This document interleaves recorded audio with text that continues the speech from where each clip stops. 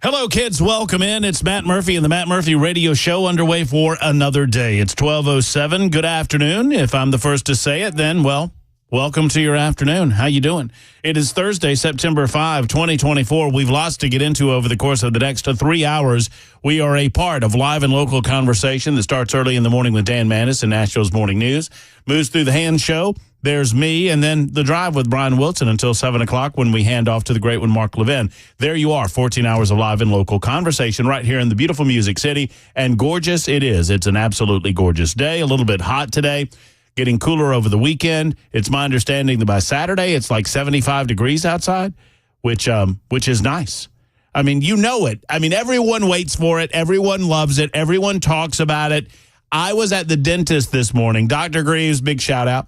I was at the dentist this morning, and everybody, I can hear it throughout the dentist office because they have kind of an open format with partitions. So, you know that someone's next to you getting a dental cleaning. You know, somebody's over here, having a filling put in. And they're going, I just had I just came over. So, this is one of those, the nice. I hate it when they try to talk to you while they have their hands in your mouth. Hello, Ken Weaver. Hey, Brother Murphy. How's it going? All right, dude. You know what? Dr. Greaves did, and he did because he loves Super Talk 99.7 so much. Yes, sir. He asked me about the big move, Ken Weaver. Oh, did he? He said, what, did Ken want to go to the afternoons? That's what he said. And I said, yes, he did. He wanted his schedule changed up, didn't want to have to get up at 3 o'clock in the morning, et cetera, et cetera. We talked about that. No, he asked me if I was still in the RV in Goodlettsville. I said, man, you got to catch up. I've been in Mount Juliet for a couple of years. That's right. So, yeah, it's good stuff. Dr. Greaves, he loves us. He said he can't listen except on Fridays because they're off on Fridays. Oh, okay. But apparently it is a more difficult thing to get a scheduled cleaning than it has been in the past because I called last week. I noticed a little spot on one of my teeth. Mm-hmm. I said, I have to deal with that. I think that might be a cavity. Mm-hmm. And so I called and I said, hey, I think I might have a cavity. And she said, oh, I'll get you in for a cavity. We can do September 11th at 9 a.m. I said, well, how long will it take? She said about an hour and a half. I said, okay, let's go ahead and do that. I also need a cleaning. She said, sure, let me look at the calendar here. I can get you in on a cleaning in March. I said, what? March. Yeah. And she said, yes, sir, March. So instead of every 6 months, it's every 6 years now. Well, I actually, because I'm a smart ass, I said, well, don't you have to clean my teeth a little bit before you put do the cavity? So maybe we could just. And she said, well, no, it's a hygienist versus a doctor thing. The doctor does the cavities, and we do the cleaning. So we're scheduled out, we're booked out, but I can put you on a waiting list. And I said, well, let's go. Let's get on a waiting list. Mm-hmm. And then about an hour later, she called me and she said, you can come in tomorrow. And I said, I felt like this is a game, isn't it? This is just a big game to see how bad I want it. I don't know. Anyway, I feel good.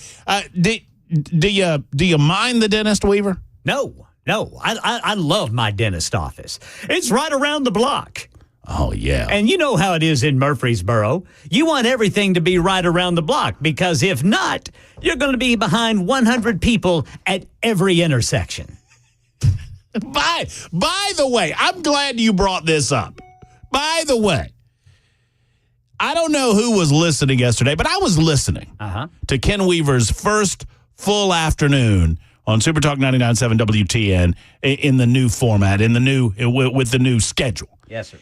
And I heard news bias. And I just have to call it out like I hear it, Ken. Okay. And I heard bias yesterday. Uh-oh. Because Weaver's repeatedly doing this story about how awful traffic is in Nashville.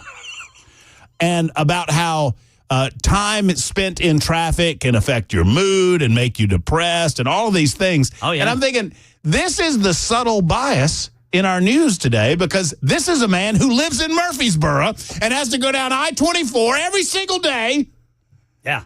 You don't hear people who live around the block from their work worrying about the commute, Ken. No, not at all. Because, I mean, they can walk to work if they want. I mean, they might see somebody, walking an aggressive canine. That might be their only risk. Well, that's true. Those are great. You got to watch that.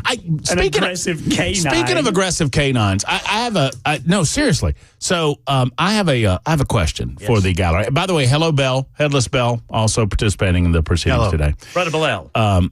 So last evening, I'm taking the trash out. I'm getting ready to take the trash out to the road because it's trash day on Thursday mornings in Mount Juliet for the Murphy household. And I experienced an aggressive dog. Yeah. And I had not experienced this. It's down the way from me, neighbors that I don't really know that well. They're not across the street, and they're not across the street next door to across the street. They're across the street next door to across the street, so that's a little far from me. Right. These are not the same people, by the way, Bell, that have the Harris Walls sign in their yard. Whom I judge. Those are right next to you, right? Yes, and I liked them, and I didn't realize they were dumb. But anyway, whatever. You still like them. I still like them. They're just, I judge them. I mean, I do. I can't help it. I don't know what to do with it. Should I put a big Trump inflatable in my yard? Let's get the Georgia Bulldogs flag up first. It's up, and I forgot to take a picture of it. Oh, jeez. I did this at the same time that I almost got attacked by a dog. I gave Matt a garden flag. Yeah. That says, welcome to our Georgia Bulldogs home for his birthday. And he was supposed to take a photo of it after he had put it up. I'll take a photo today when I get home, Bell. All right. I mean, yeah, the bulldog is well represented in the Murphy home. And I'm very proud of that. No, I'd never experienced this. Dog that's not normally out, looks to be some sort of labby mix. It doesn't look to be a quote-unquote typical angry or mean-spirited breed. Yeah. But he's barking at me, man. I'm going to the mailbox because I haven't checked the mail. I take the trash out, and I mean, he's going at it. But it's far enough away that I don't worry about it. Right. Because, he's across the street and down a couple of houses. Well, as I'm walking back up the driveway, I think to myself, this is getting louder. The barking seems to be getting louder, but then it stopped. So I'm in the garage door is still up, and I hear a commotion right outside the garage door, and I'm like, what's that? And the dog just unleashes on me.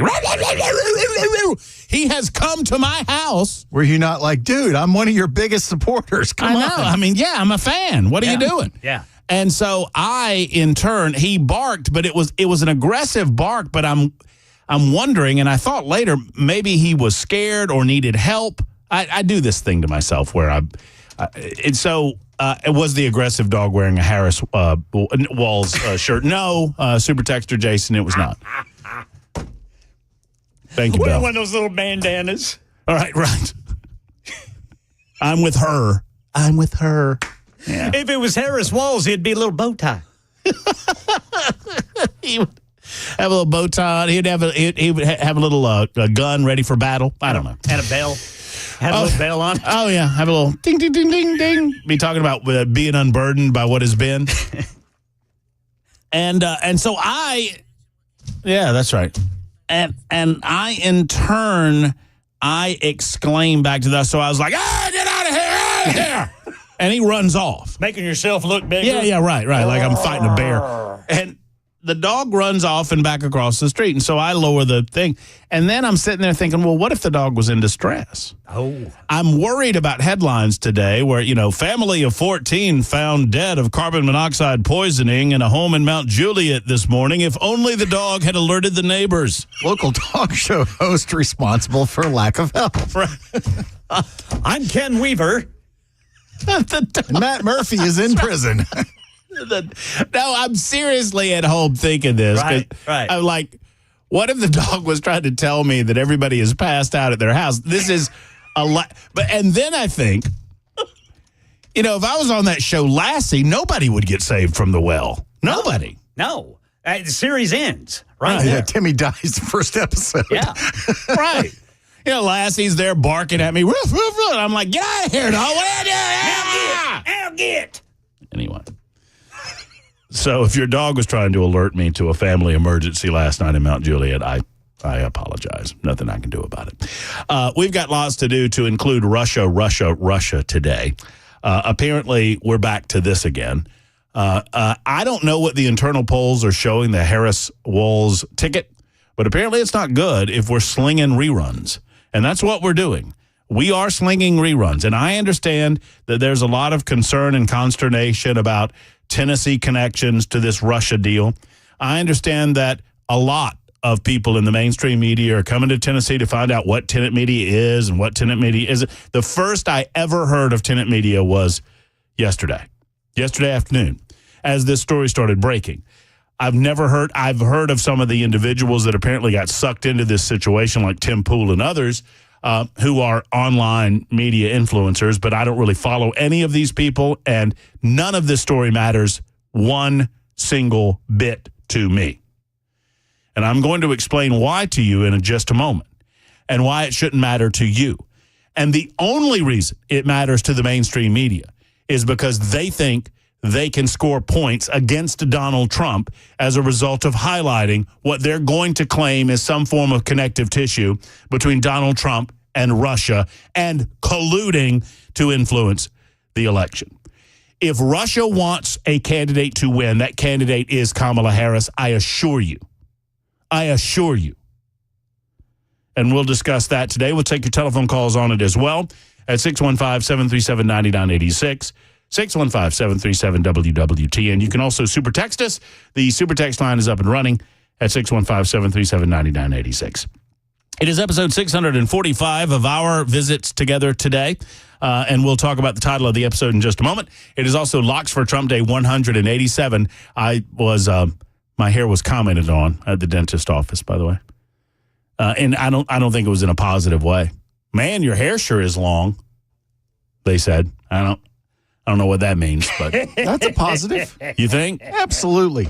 Okay, I might not be putting enough emphasis on the right syllable. Let me do it again. Ready? Man, your hair sure is long. You know what I mean? I don't understand why it's bad for you to have long hair, but it's not bad for Ken to have a long beard. Oh. Now, that's true. That is true. You know what? That's true. A lot of people are beardists. Yeah, that's right. You know, they're or hair. I don't know, hairist, ponytailists. Hairists. How long have you been growing that thing out there, Ken Weaver? I've had a beard on my chin since 1990. How long since you have? Do you trim it up there? Yes, I do. You used to have a big full thing. And what was it, like 4 years ago? Yeah, it's like Grizzly Adams. Yeah. Only trimmed a it much down. shorter version. Yeah. It's been, let me tell you, it's been getting longer since I've known you. I know that. Yeah, I'm trying to get it down to my belly button. To your neck. Do you ever put rubber bands in it? No, I haven't done that yet. Oh, man. Look, if you rode a motorbike like I do, you'd have to put rubber bands in that thing. Otherwise, you get tangles. Well, and then you have to get the tangle-free. I mean, Belle, what do you use? What kind of shampoo? That tangleless shampoo? Well, Johnson & Johnson stuff? It's not the shampoo. It's the conditioner. Oh, pardon me. And what do you use, Belle? Seriously, we're going to have a lesson on this if you're going to keep growing the hair. What do you mean? I'm going to have to teach you how to handle this if you're going to keep growing the hair. I got it, man. Just go grab a comb and run it through it and let's go. No, that is not the way it works once it gets past a certain length. I'm going for dreads later on. If Donald Trump wins, I'm growing dreads. No, you're not. How about that? You're lying to I'm the not. audience now. I'll do it. I want that to happen. I mean, what does it take? Just a lack of shampoo, right? You just don't wash it. You just don't wash it and it clumps naturally, right? Yeah, but you kind of have to help it along if you want them to look like, Bob Marley dreads. Well, I can do that. Cellophane on the super text line says, I'm officially a beardist. I don't know if is a beardist pro-beard or anti-beard is the question. I'll leave it up to the listening audience. It is episode 645. You can find us on 99.7 FM from Southern Kentucky to Northern Alabama and all points in between. We are also on a streaming platform of your choosing. Anywhere you stream music or news or information or podcast, you can stream this radio show. Type in Supertalk 99.7 WTN and do that. Now, we advise you to go over and download our own app at Supertalk 99.7 WTN. We're also on Supertalk TV, YouTube, Facebook, Twitter, Twitch. YouTube, Facebook, Twitter, Twitch. And today's episode 645, as entitled by Headless Bell, is Matt Murphy, watching government fail again and watching leftists beg for more government again. It's true. It's true. And if you don't believe us, listen for the next 2 hours and 30 minutes, and I think you will by the end of the show. Speaking of the show today, We have Robbie Starbuck stopping by to talk about his recent success, another success in terms of destroying DEI wokeness. That's at 1:35. We have a political candidate running against Farrell Hale. You heard me correctly. A candidate still on the ballot against Farrell Hale in the November election cycle. He'll be in studio at 1:05. We'll introduce you to him. And also, Brink Fiddler of Defense Systems will either stop by or phone in. I think it will be a stop-in visit to discuss what happened yesterday in Winder, Georgia.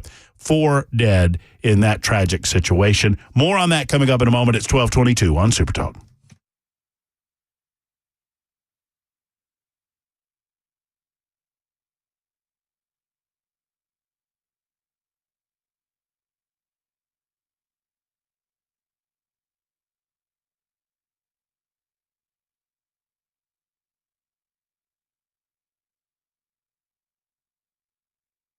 Hello, friends. Matt Murphy for the We Grow Hair people. The We Grow Hair people, it would be PAI Medical. Let's discuss. Gentlemen, have you noticed you're losing a little bit of your hair? Have you noticed some in the brush or the comb? Perhaps you're concerned about the crown of your head or the widow's peak, if you will. Wherever you might be noticing loss, know this, that you start experiencing loss long before you notice it. And if you don't know, or if you're unsure, or if you think there's thinning going on, why not a visit to We Grow Hair? Why not go to the PAI Medical folks for a free consultation?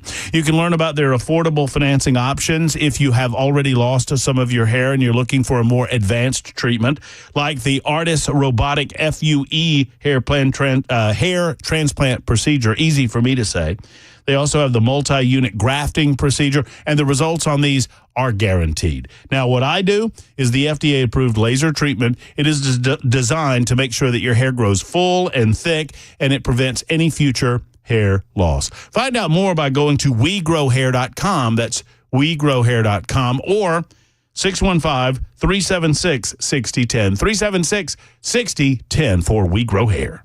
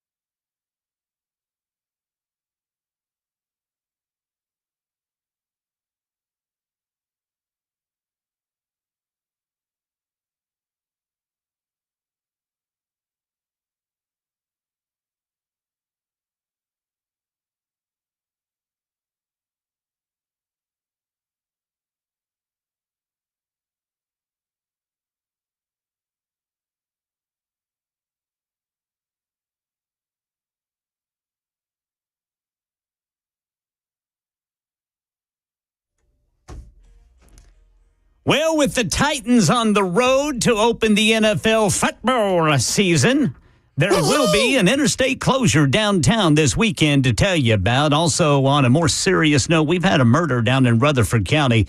Charges filed against a juvenile and a man. Details coming up at 12:30 on Super Talk 99.7 WTN. I was very unfortunate about the murder, but can I hear the football again? Football. Love it. Absolutely love it. I'm going with the Titans. I think I get points, too. Think they're going to take care of the Bears, do you? You know what? I feel like what's that young man out of USC? What's that fellow's name? Caleb Williams. Caleb Williams. I don't feel like he understands NFL defenses quite yet. We're going to teach him a little bit of something or another at Soldier Field. Yeah, because everybody in the NFL runs 4.5. Mm-hmm. That's right. Everybody's fast. Yeah. Everybody's fast. Yes, sir. I've wondered if there's a bigger jump, and you know what? We might have somebody right down the hall that can tell us. One or two folks right down the hall that can tell us. Is there a bigger jump between high school and college? Major college football program like an Oklahoma or a Georgia or an Alabama or a USC, for example. Is there a bigger jump from high school to college or from college to the professional leagues? Because everybody is lightning fast in the pros. Oh, yeah. Everybody. Even the big 350-pounders. Who's the fastest you've ever seen, Ken Weaver? The fastest I've ever seen. Okay.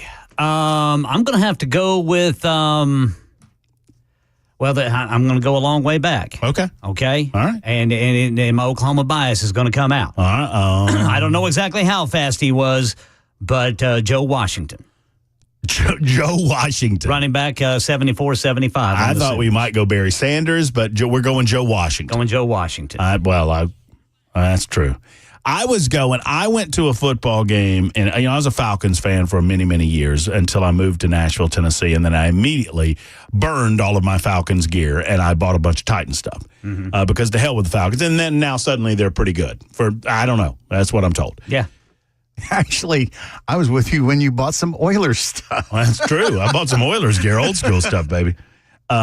Michael Vick is the fastest human being I've ever seen on a football field. And I understand what he did. A dog? No, stop it. I understand what he did later. By the way, if you don't believe in reclamation projects, and I understand, I'm the biggest dog lover you'll ever meet in your life, but Michael Vick is a reclamation project that I believe. I believe that he has reclaimed his soul when it comes to animals. That dude was fast. He was, oh my gosh. So I watched him. He was like a video game. He was like, you're controlling the joystick and you're like 3 times faster than anybody else on the field. He was like old Super Tecmo Bowl, and you were playing Bo Jackson on old Super Tecmo Bowl, which was the fastest video game character ever. But this guy, he's fast. I'm excited about football. Boy, can you tell? I am too. I offered Ken Weaver, I said, we should do a football minute. We're not allowed to do more than 60 seconds of football at a time. Okay. But I think we should do a football minute at some point during the week with Murphy and Weaver. Breaking it down for you in 60 seconds or less on Super Talk 99.7 WTN. I can do that right now. Okay, go. Sure is good to not be a Seminole.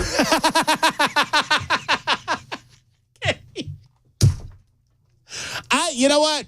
For all of you Florida State Seminoles of the listening audience, I'm sorry. Apparently Georgia broke you. I mean, I don't know what happened, but we scored 63 in the Orange Bowl, and you can't win a game. Is that the team your buddy Dale Jackson supports? He's a Florida guy, which is almost as bad. Oh, is it? Okay. I love watching it. I mean, if the Florida Gators were playing the Saddam Husseins, I would root for the Saddam Hussein. That's how much I hate the Florida Gators. Wow. I mean, if the Florida Gators were playing the Kamala Harrises, coached by Tim Walz. Oh. Well, let's just say that I would learn to be unburdened by what has been and imagine what can be. Oh, I would love it. I would be all in. I'd be wearing the pantsuit and everything. It is 12:31. We'll get into more serious matters like Vladimir Putin, Russia. We'll give you the latest update on out of Georgia, out of Winder, Georgia, and the shooting that happened there yesterday afternoon after the news on Super Talk. Yes, Super Talk. Easy for me to say. 99.7 WTN.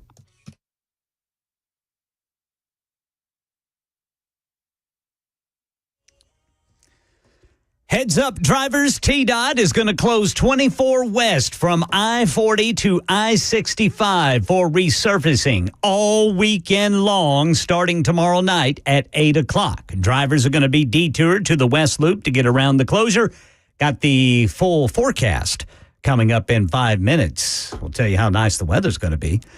Right now in Rutherford County, 2 suspects are facing charges in a man's shooting death in Smyrna. Police say 1 person killed in what they say was a planned attack at the BP gas station on Lowry Street last night around 11 o'clock. Right now in Los Angeles, Hunter Biden is going to change his not guilty plea in the federal tax evasion case to try to avoid a trial, which risks 17 years in prison. The president's son's attorney says the change is due to, quote, overwhelming evidence of guilt.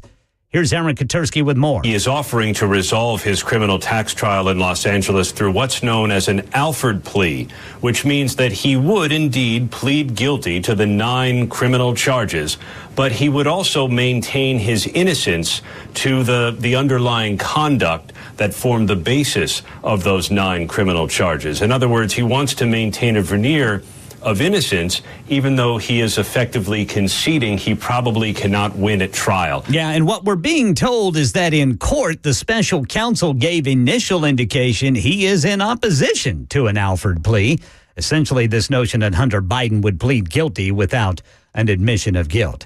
Turning to sports, ESPN's Sam Acho says the NFL season kicks off tonight with the reigning Kansas City Chiefs and the Baltimore Ravens facing off with a former Titan. Baltimore Ravens just signed Derrick Henry, who was the NFL's rushing leader a few years back. Last year, he was second in the NFL in rushes, only behind Christian McCaffrey. So I'm watching the Houston Texans as a team that could be on the rise. This New York Jets defense has been dominant. Defensively, the last year, they were 4th overall in yards allowed. I still say go Titans. That's the latest news. Weather's next. I'm Ken Weaver, WTN News.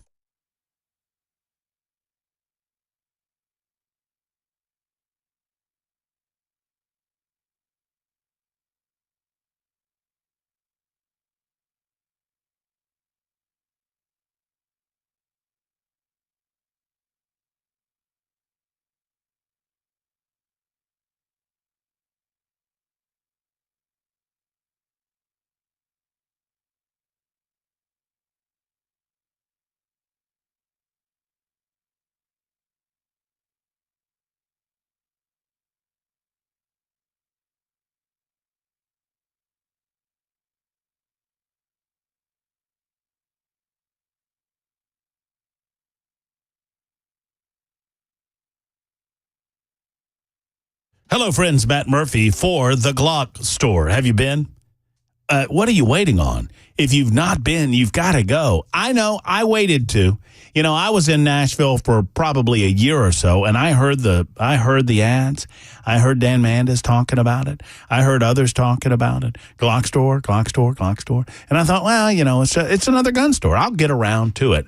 When I went in, I regretted not going sooner. I mean, it's big. It's beautiful. It's the largest showroom you'll go to. They've got more shooting area than any other place that I know of in town, and they have rooms as opposed to lanes. That's very important, right? Because you get an individual trainer, you get an individual room, so you have the space to yourself. You don't have to worry about others in lanes and whatnot. You just get a better training experience. And they've got VIP areas. As a matter of fact, we've been telling you about these Glock Store parties where you can rent out a VIP area for you and your group. You'll get an instructor. You'll get a room, a shooting room from the Glock Store, and everything that goes with it. I mean, it's your place to party, right? Call about these parties or any other matter of your choosing at 615-682-6565, 682-6565 to schedule your party at the Glock Store. Minutes away from the airport, worth the drive from anywhere, right off Briley, right off Elm Hill Pike. It's the one and only Glock Store.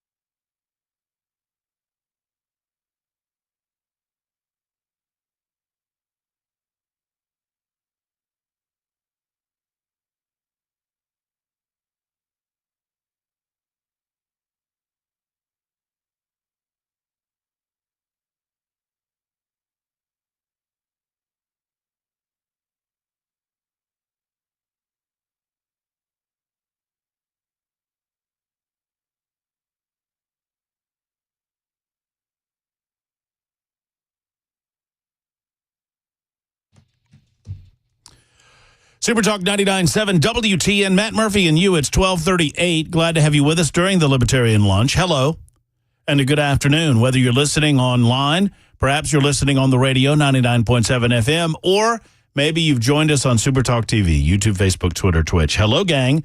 Welcome in.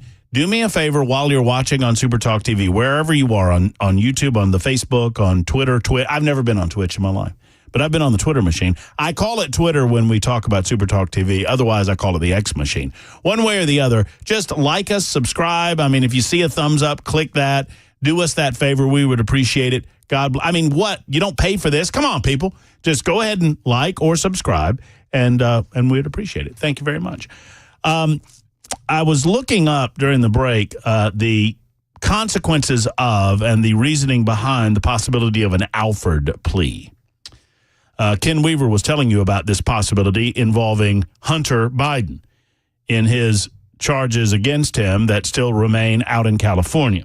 An Alford plea is a guilty plea in a criminal case where the defendant maintains their innocence but accepts the sentence. The defendant admits the evidence against them is strong enough to likely result in a guilty verdict, but they do not admit committing the crime. Alford plea is based on the idea that the defendant might choose to plead guilty in order to avoid a harsher sentence, even if they believe they are innocent. The plea is named after a case from 1970, North Carolina v. Alford. Alford plea. So I guess the idea being that there is a bit of, we don't want our court system to force people to admit something that they functionally or fundamentally do not believe that they did.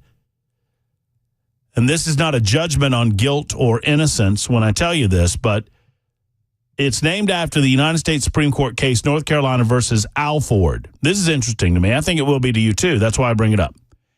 Henry Alford had been indicted on a charge of first-degree murder in 1963.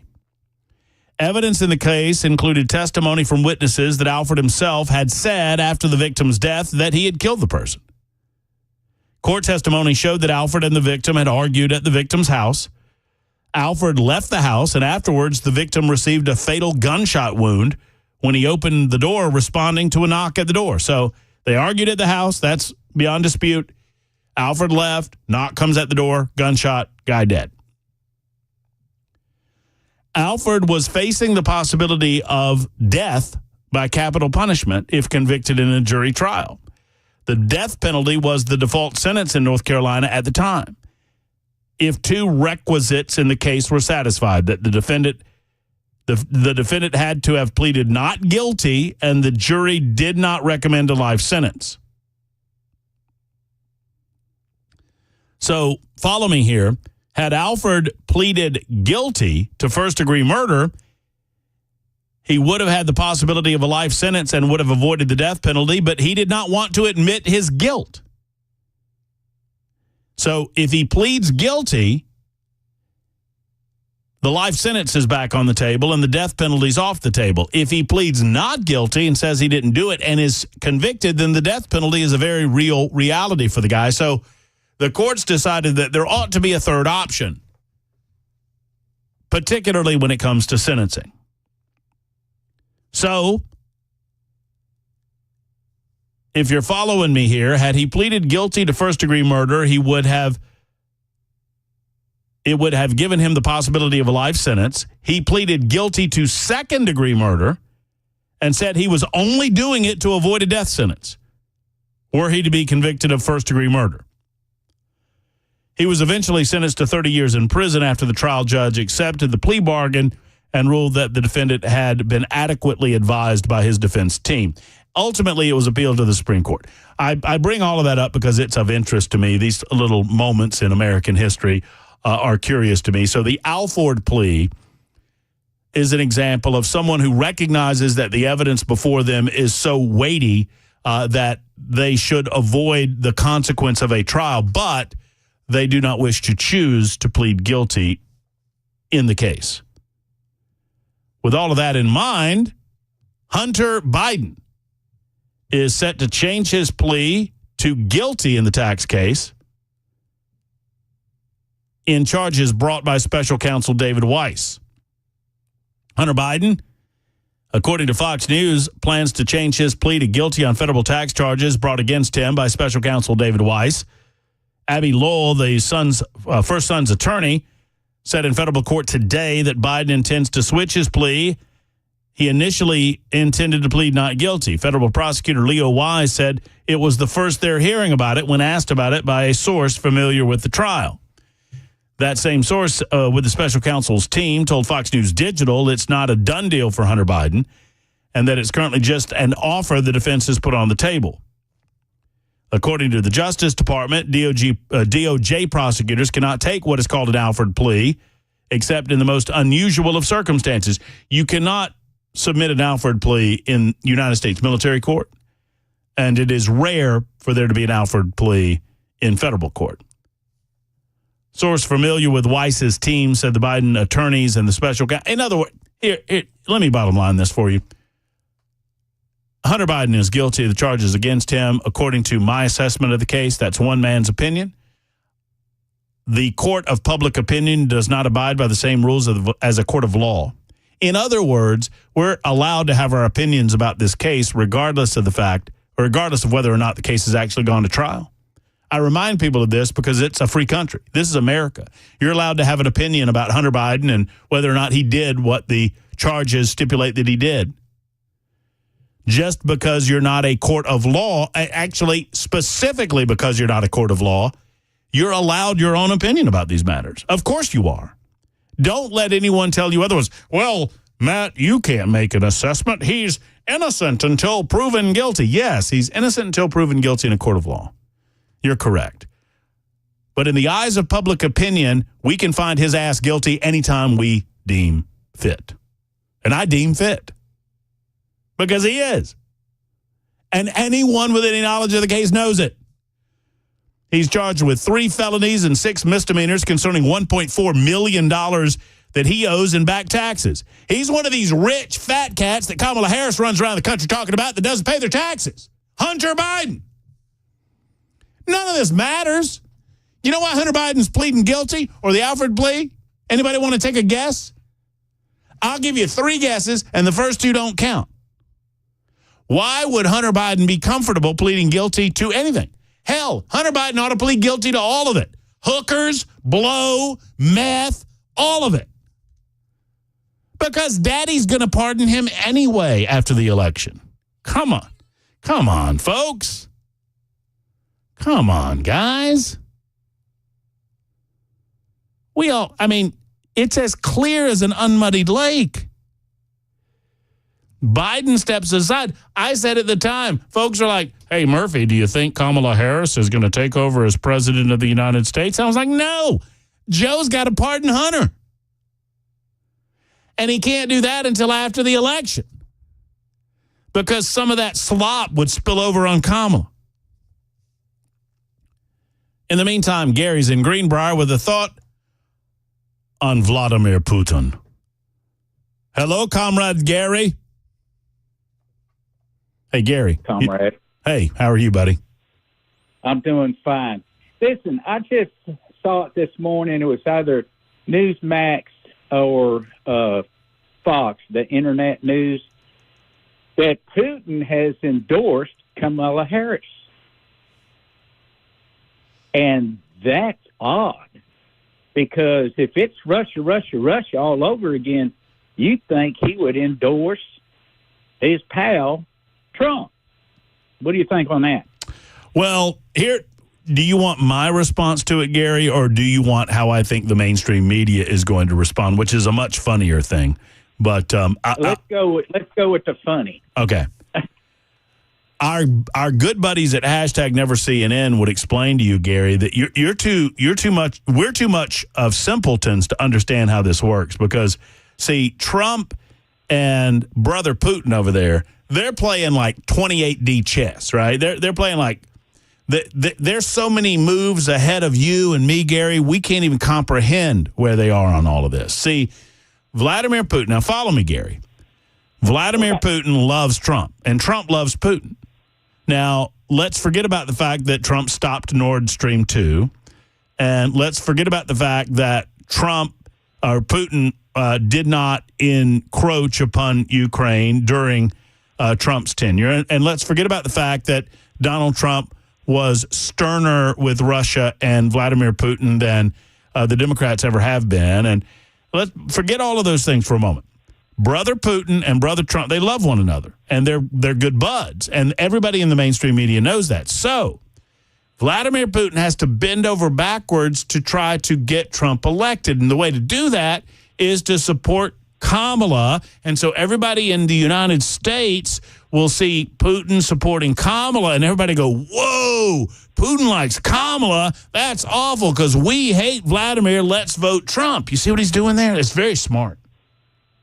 Very smart. Very smart. Well, I wasn't very good at chess.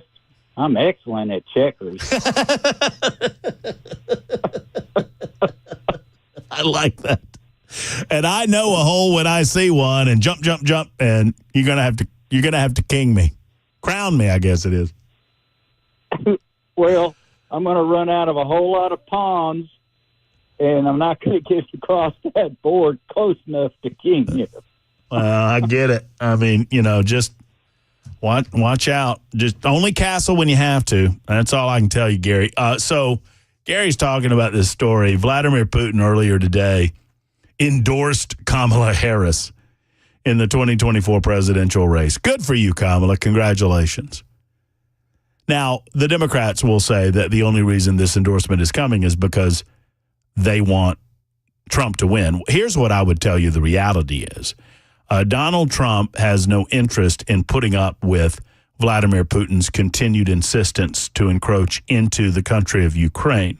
However that conflict ends, the expectation is that Donald Trump will demand that it ends, and he will use financial leverage in order to accomplish that goal. By the way, speaking of financial leverage, did you guys see where we announced a new sanctions against Russia yesterday?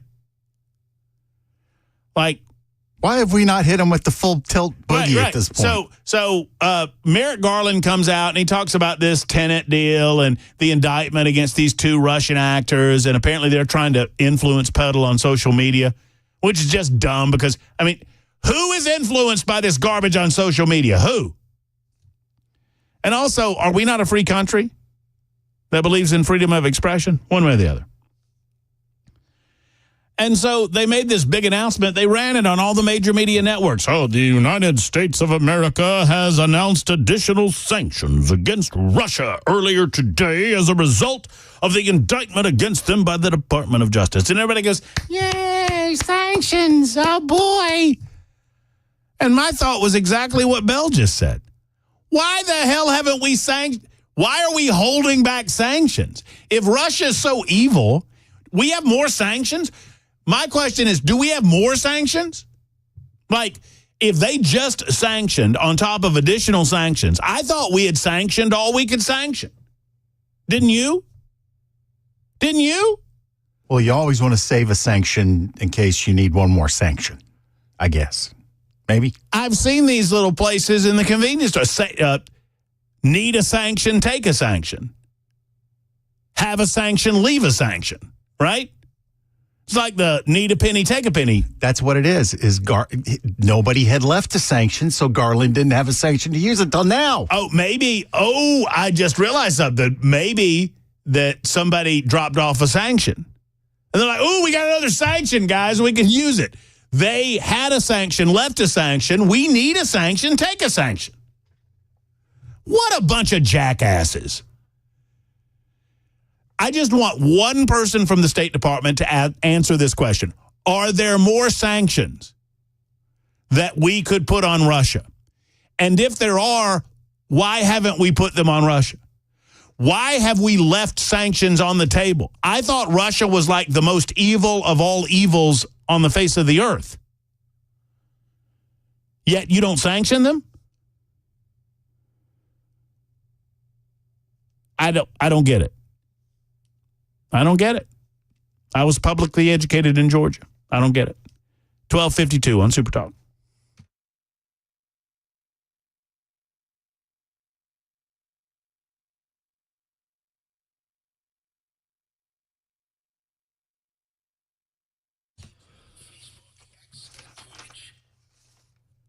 Hello, friends. It's Matt Murphy. For the month of September, all month long, our friends at Kraft Body Scan are offering a couples heart and lung scan for just $149. These couples heart and lung scans are valued at over $2,500. It's a huge savings for anyone looking for a simple and non-invasive way to check out their heart and lungs and to check out their health. We've heard countless stories of lives saved by these scans where major issues were discovered even with no symptoms.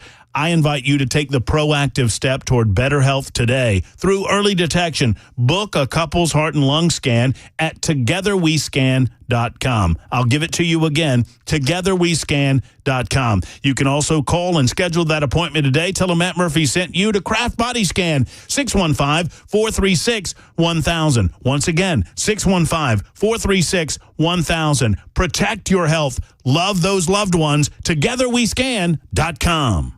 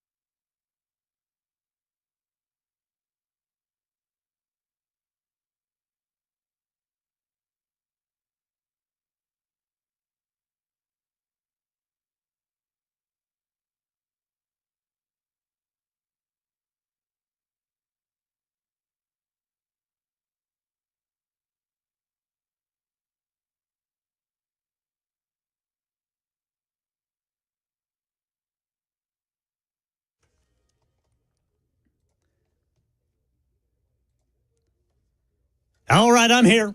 Interstate closure heads up for the weekend. Murder in Rutherford County. Hunter Biden trying to get out of a trial which risks years in prison. And former President Trump just touted a part of his economic plan with the help of Elon Musk. Details at 1 on Super Talk 99.7 WTN. I'm here too.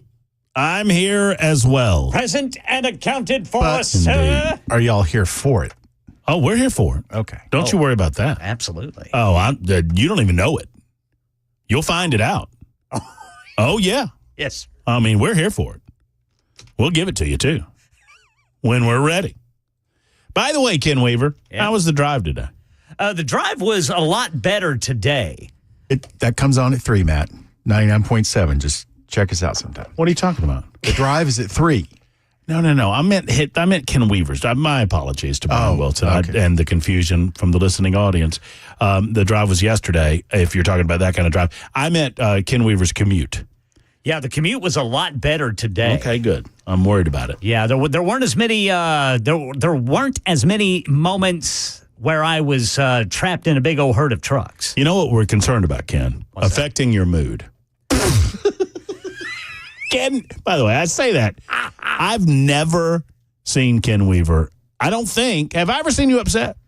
I don't think I've ever seen you upset. No, I don't think you've ever seen me upset, Brother Murphy. Boy, oh boy. What does it get bad? Does it happen? It used to. It used to, but I've got it under control now because I stopped drinking hard liquor. Well, I mean, don't worry. I don't count that as a success. I was about to say, don't worry. Well, Bella and I picked it up for you, so it's okay. It's okay. Jack Daniels, don't worry. You're good. I'm taking up the slack left by Ken Weaver. A grinning President Vladimir Putin said earlier today that he supported Vice President Kamala Harris over former President Donald Trump in the upcoming presidential election. His remarks came after the Biden administration accused Russia of widespread election interference. The quote by Putin, I said that our favorite, if I may say so, was incumbent President Mr. Biden. This is my pathetic attempt at a Russian accent. He was removed from the race, but he recommended that we support Ms. Harris. So we will do the same. We will support her, he said. She laughs so expressively and infectiously. It means everything is fine with her. And if everything is fine with her and Trump introduced so many restrictions and sanctions against Russia, then maybe she will refrain from such actions of this kind. We are fine with Ms. Harris. Well, there you go. Vladimir Putin with a full-throated endorsement of Kamala Harris in the 2024 election cycle. Someone needs to demand the Democrats' answer to this election interference. It's 1 o'clock on Super Talk 99.7 WTN.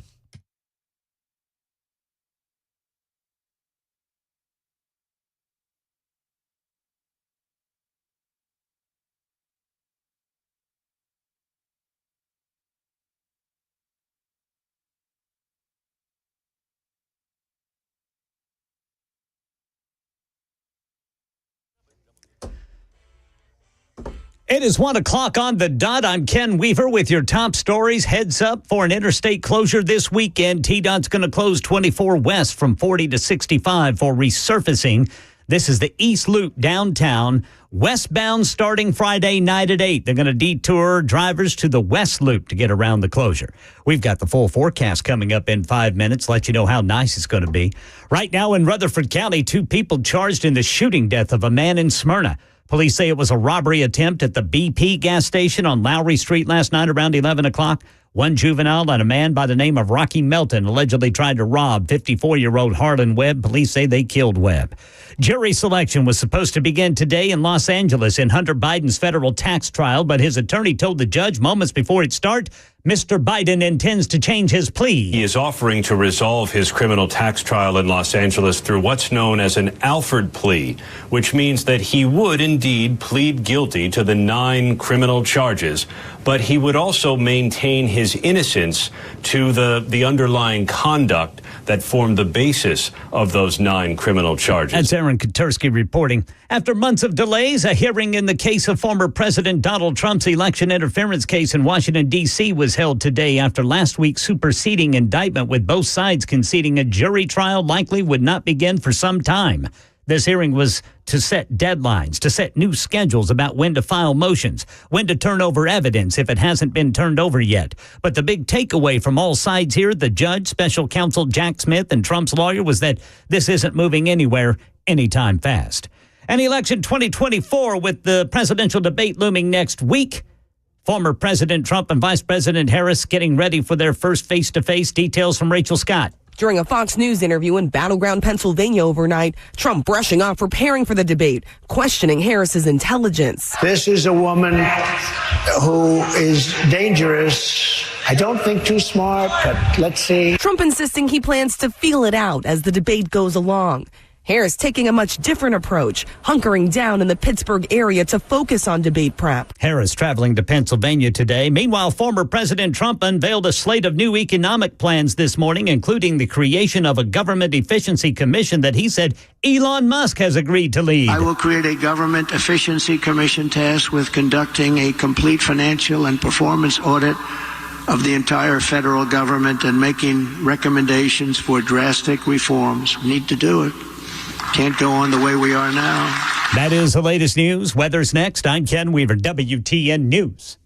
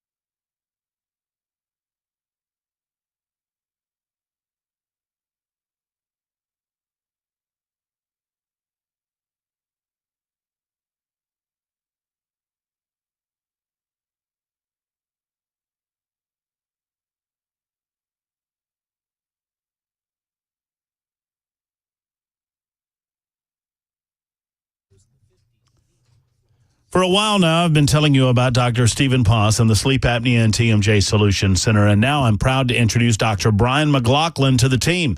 Dr. McLaughlin joins Dr. Poss and comes with the same exceptional credentials to help serve Middle Tennessee better. Here's the bottom line. If you are not sleeping well and you do not know why, if you have been diagnosed with sleep apnea and you understand or have even tried to wear the CPAP machine and you just can't do it, for those that have mild to moderate sleep apnea, I am a living testimony to the fact that the device that I'm about to tell you about works because I use it. It's an FDA-approved oral device. It gently supports your jaw. It helps lift that jaw and push it forward. You don't notice that. But what it does is keep the airwaves open. It helps you breathe better, snore less, and you don't have to have a CPAP machine with a hose and a mask. You sleep better as a result. With fall approaching, many of you perhaps have made your insurance deductibles and you're looking to take advantage of that. The great way to do it is with Dr. Stephen Poss and the Sleep Apnea and TMJ Solution Center. They're a network with Blue Cross Blue Shield, Aetna, Cigna, United Healthcare, Medicare, and they're a preferred provider with TRICARE for the military. 2 locations, Brentwood and Murfreesboro. If you're not sleeping well, let's find out why. Call Dr. McLaughlin or Dr. Poss. Go to drposs.com. That's drposs.com.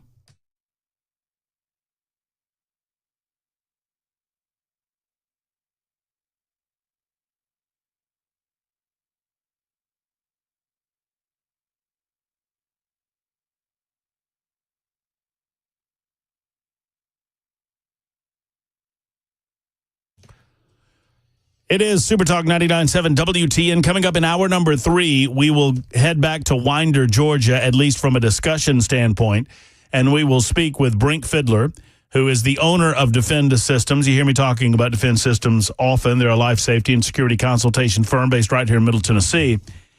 Brink will be on with us along with Tracy Mendenhall to discuss the seriousness of the situation happening in Georgia yesterday and what we can learn from it and what they have gleaned from it as experts in that field. That's coming up at 2 o'clock.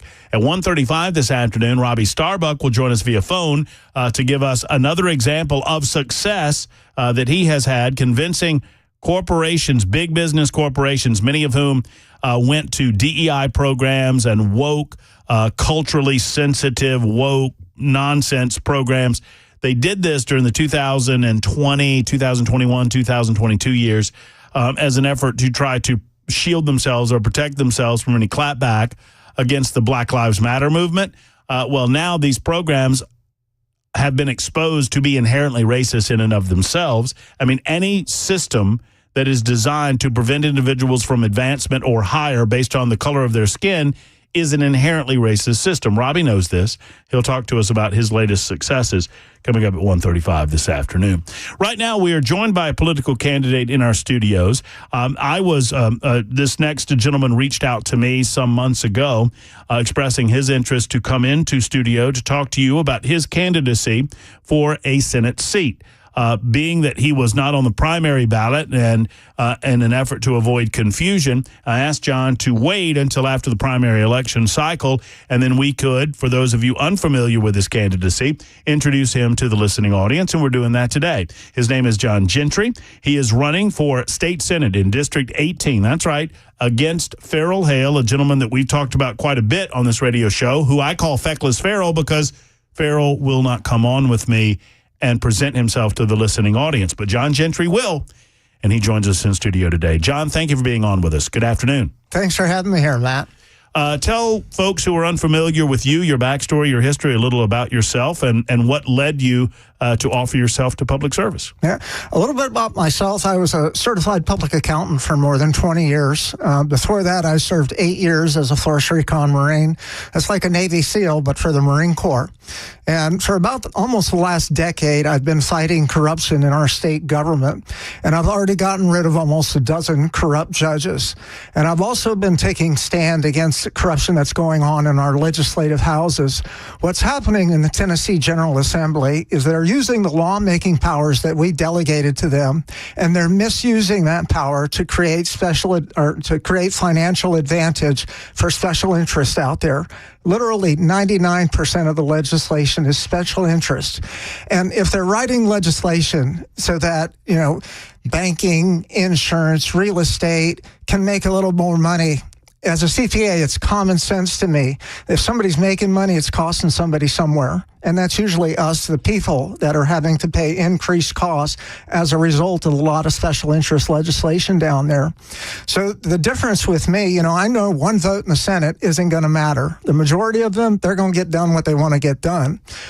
The difference for me is I stand on our state constitution. I literally know our state constitution better than anyone in this entire country because I wrote and published a book explaining our state constitution.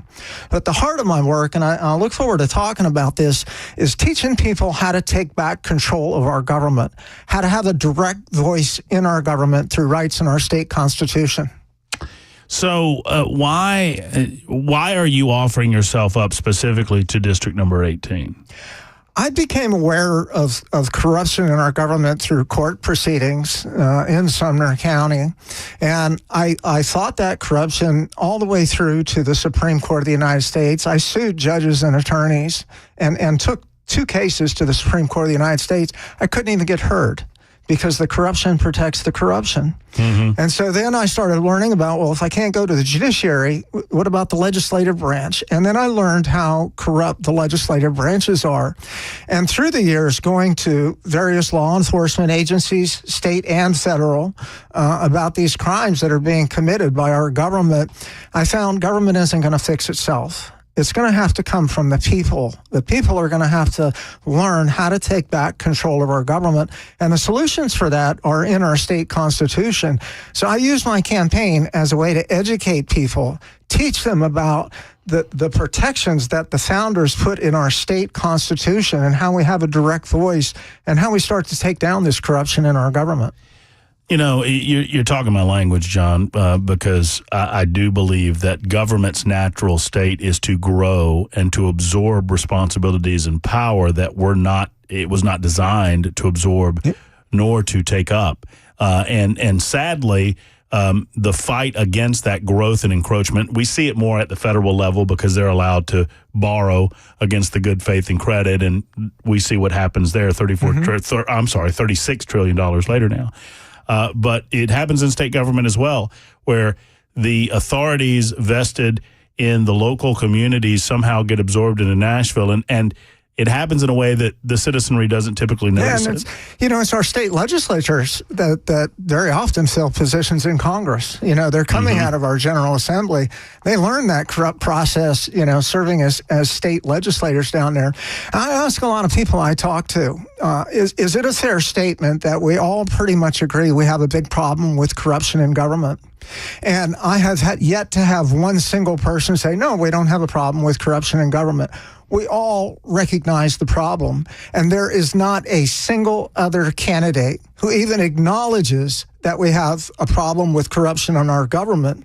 So it has to be true that these other candidates are incredibly stupid and don't realize we have a problem with corruption in government, or they're a part of it, either actively participating or turning a blind eye to it. And I do not accept this corruption that is going on in our state government, and I know how to fix the problem. And the solution to the problem is educating the people about how to take back control of our government. Now, when you say corruption in government, that's a big phrase. That's a big concept. Boil it down for us and help us understand what you mean when you say that the politicians in Nashville, in the state legislature, are corrupt. That's a good point. And when I talk about corruption, I just don't make vague allegations. I'm very specific about it. In 1953, they created the Tennessee Code Commission, and they put the Chief Justice of the Tennessee Supreme Court is the chair of that. 1971, they created the Tennessee Board of Judicial Conduct, and it used to be all judges, almost a dozen. Now it has 8 new judges in there. Our state constitution prohibits judges from holding any other office, period. You're a judge, that's all you get to be, because the founders knew you give a judge a second office, it's always going to lead to corruption. And certainly a conflict of interest. Well, nothing else. It's strictly about protecting corruption. That's why they put that provision in there. And as a result of that, our judicial branch is completely unchecked branch of government, accountable to no one. They are literally above the law, and they're destroying lives in our courtroom. In the Tennessee Code Commission, they actually deceive what are the public acts passed by the General Assembly, the way that they compile that into Tennessee Code annotated. And a huge violation of separation of powers. When I talk about legislative corruption, like, for example, there was a strategic lawsuit against public participation bill that I went and testified against a couple of years. A lot of this legislation, when you actually look at the legislation, not the caption, the caption is the pretended legislation. They tell you, this is what it's supposed to be for. When you get into the language, there is no good public purpose to that legislation, and it is clear that they're creating financial advantage. They're creating immunities for government officials so that they can't be held accountable. There's incredible amounts of that kind of legislation going on down there, and there's nobody talking about it except for John Gentry. So, and I just want to dig a little bit deeper into what you're discussing, because when you say the word corruption, it indicates that someone is doing something either underhandedly or illegally. And what you just described, it occurs to me, is a group of people doing things in broad daylight that go against the fabric of the founding of the state of Tennessee, go against the Constitution of the state of Tennessee. So are they?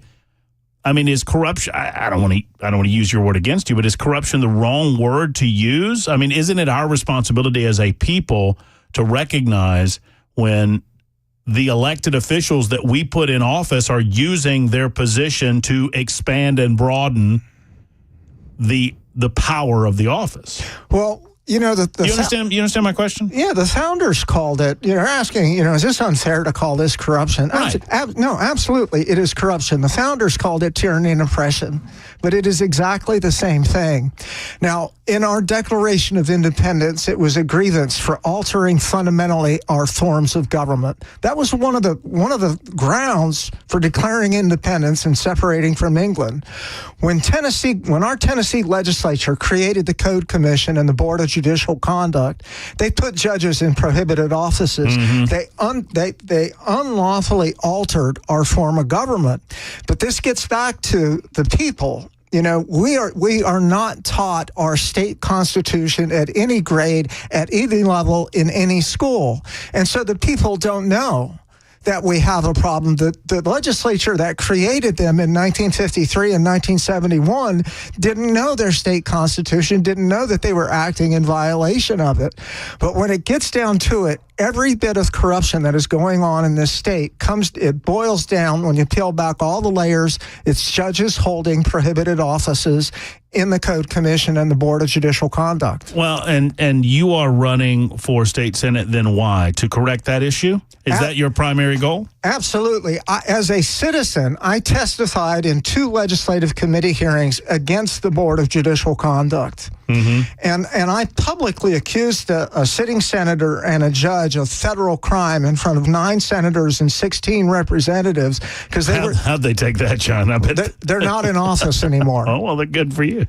And because they were trying to prevent my testimony, Senator Pody, very good senator, have my greatest respect. That's my senator, Mark Pody. Love that man. He heard my testimony. He turned around during legislative committee hearing, and he asked the legislative committee attorney, he said, "Are we in any way in violation of the state constitution with judges holding prohibited offices?"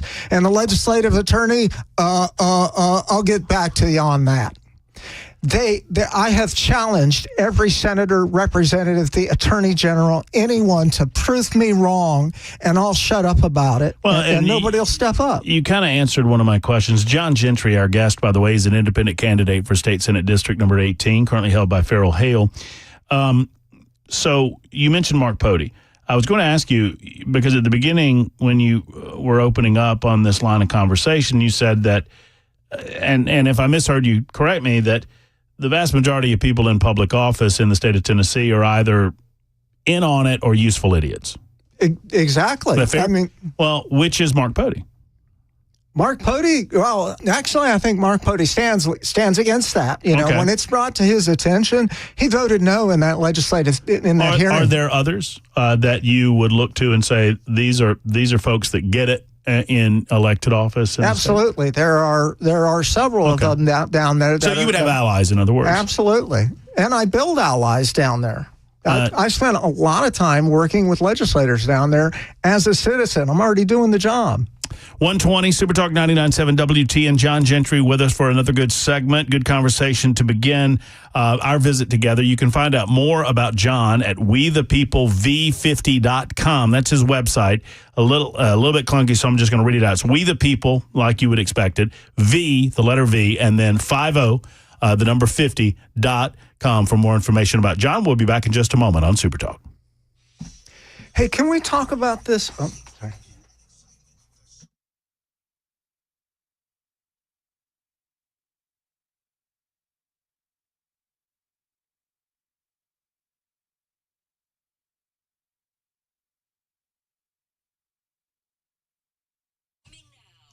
Hello, friends. It's Matt Murphy for the Charlie Daniels Journey Home Project. We're so thankful to be celebrating 10 years of helping and supporting our veterans and heroes reintegrate from service to civilian life. And friends, that celebration will include a Patriot dinner coming up on September 11th. I'll give you more on that coming up in the next few days. But say this, that they are working in tandem with organizations, good organizations that help veterans reintegrate in the ways that they need it most, whether it's mental reintegration, whether it's physical reintegration. The Charlie Daniels Journey Home Project not only celebrates that 10 years, but they also want to remind you about September 11th. Obviously, we do not forget 9/11 any day of the year. And at the Charlie Daniels Journey Home Project, they are intimately involved with 9/11 and making sure that we never forget. After many years of service, men and women come home. For some, they've had multiple deployments, and it can be a complex process getting back to life. Charlie understood that in his life, and he and David Corlew started the Charlie Daniels Journey Home Project for that purpose. I believe in them, I give to them, and I want you to as well. Go to the CharlieDanielsJourneyHomeProject.org today to find out more about the Patriot Dinner happening on September 11th. That's the CharlieDanielsJourneyHomeProject.org, and give as you can today.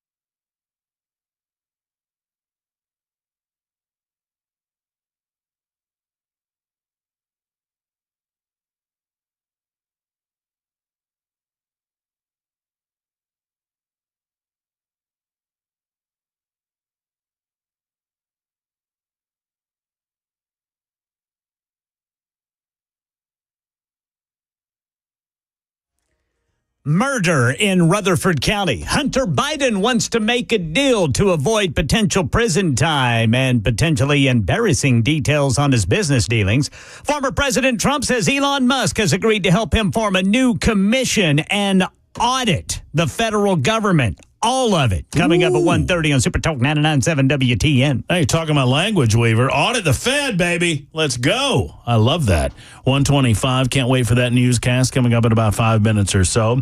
We have 5 more minutes of good conversation with John Gentry, who is running for state senate as an independent candidate. I was just talking to you off air, and folks, you just need to look for the name John Gentry because there'll be some other names on your ballot in November, in addition to the incumbent Farrell Hale. Is Farrell, just talk to me about how he is a part of the problem specifically to the Senate district that you're running for and beyond, because this is, I don't want to say it's a hard concept for people to grasp that government's grown beyond its constitutional duty and boundaries, but that's a hard one for people to grab onto maybe locally. Are there local issues that are consistent with your message, your mission statement regarding the growth of government that you want to talk about too, John? You know, there's a lot of stuff that Hale's primary challenger, Chris Spencer, put out there that Hale is basically a rhino. Mm-hmm. I actually went down and specifically testified against legislation sponsored by Hale, which was to confound FOIA requests to our state government. So Senator Hale was actually sponsored legislation that would make it much more difficult for citizens to actually have transparency through FOIA requests. And that's protecting the corruption in government directly. And then Senator Hale is well aware. I've emailed him several times about judges holding prohibited offices, and he won't even respond to my emails. And so I would say that Senator Hale is a traitor to his oath to support the Constitution of this state. Well, there's strong words, but, I requested on several different occasions through his cell phone and through his campaign audience with Senator Hale, and he just ignores me. There's a state law, and I'm pretty sure they enacted this to try to get me. There's a new state law that if you are a candidate and you make a false statement about another candidate, it's a misdemeanor crime with 30 days in jail, which is, that's a civil tort, libel or slander. But now they've actually turned it into a crime if you're a candidate. And so I know this law, and I don't make these statements lightly. Farrell Hale is a traitor to his oath to support the Constitution of this state. And you challenge, it sounds like you're almost challenging Farrell to dispute that. Absolutely, and any district attorney, come after me and try to prosecute me for this, because I'd be happy to prove it in a court of law. You consider yourself a constitutional conservative? Absolutely, I'm conservative, and my work is not so much about party politics. I mean, absolutely, of course, I'm going to vote conservative. The job of being a senator, it really should be stupid simple. It really ought to be. You do what the majority of the people who elected you want you to do. You do what the Constitution allows and nothing more, and you do what's morally the right thing. And there shouldn't be anything hard about that. I don't think our senators and representatives have actually read our state constitution. I would agree with that. That they swore an oath to. Because if they did, they would know that a lot of legislation that's going through our General Assembly is repugnant to our state constitution. So this is the reason that you run as an independent? Obviously there's some... No, the reason I'm running as an independent, the Republican Party controls who's on the ballot by disqualifying people they don't like. And because I've been fighting corruption in our government for almost a decade, I figure they're going to make up some excuse and disqualify me. Now, they just put in a new bylaw. If you sue the Republican Party, you can't run as a Republican for 10 years. So if I'm wrongfully disqualified, I can't even defend myself in a court of law. And under state law, if you're disqualified from a primary, statutory law prohibits you from switching to an independent and running in the general election. They're stacking the deck, Matt. And so, they just disqualified 14 Republicans across the state before the August primary. I'm a little bit smarter than those guys. I learned the rules before I jump in the game. You got a shot at this, John? Absolutely, I do. I have reached out to thousands, tens of thousands of people in Sumner County, one-on-one. I have been working hard since January, and I strongly believe that Farrell Hale is going to get a big surprise come November. I'm running late. I've only got about 30 seconds left, but I ask you this. Chris Spencer ran a spirited primary campaign. I understand that he's smarting after his defeat, but have you reached out to him? Have you talked to Chris at all? Would you talk to Chris about? I did, and I'm actually quite surprised that Chris Spencer isn't supporting me, because I was going to vote for Chris Spencer myself before I decided to run for this seat. I stand for this, a lot of the same things, almost all of the same things that Chris Spencer stands for. Well, give him some time. Maybe I know that they're hurting. That camp is hurting. I heard from a number of their folks, and maybe they'll come around to a Gentry candidacy come November. I welcome anybody to take time, learn about the work. I will embrace even these traitors that we have down there. My arms are wide open as soon as we're ready to come back into compliance with our founding documents. WeThePeopleV50.com, best way to reach you. Yeah, if you just internet search John Gentry, Tennessee, Gentry, you'll find me. There's a lot of stuff out there. John, good to meet you. We'll have you back on. Yeah, thank you, sir. There's John Gentry. We'll be back in a moment. Ken Weaver in the news right now.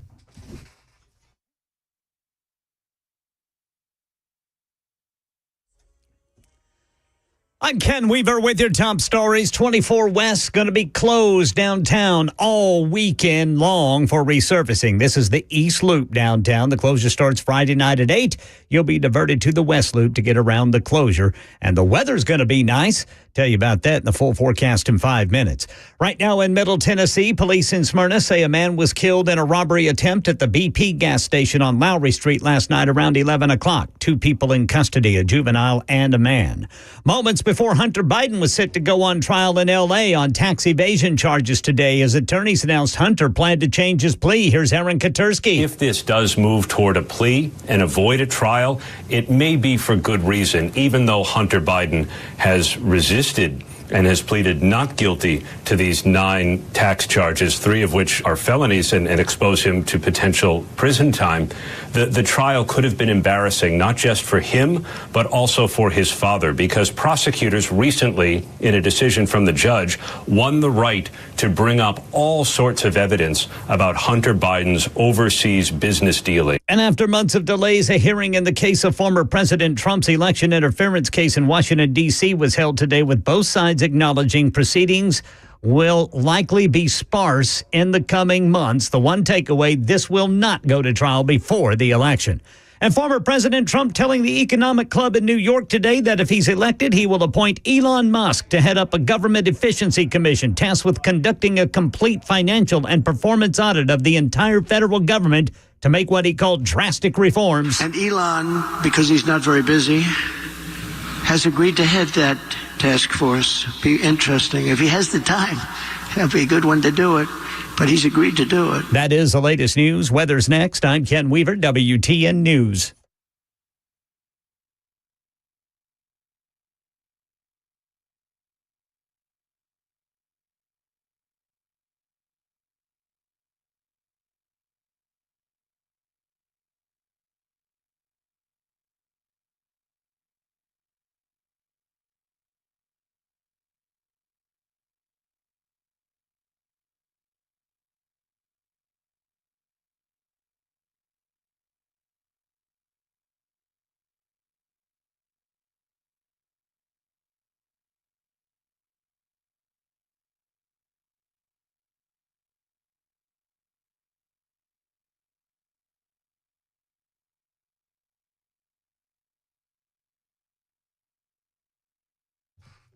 Did you know that there are conservative health care plans that don't cover things like abortion?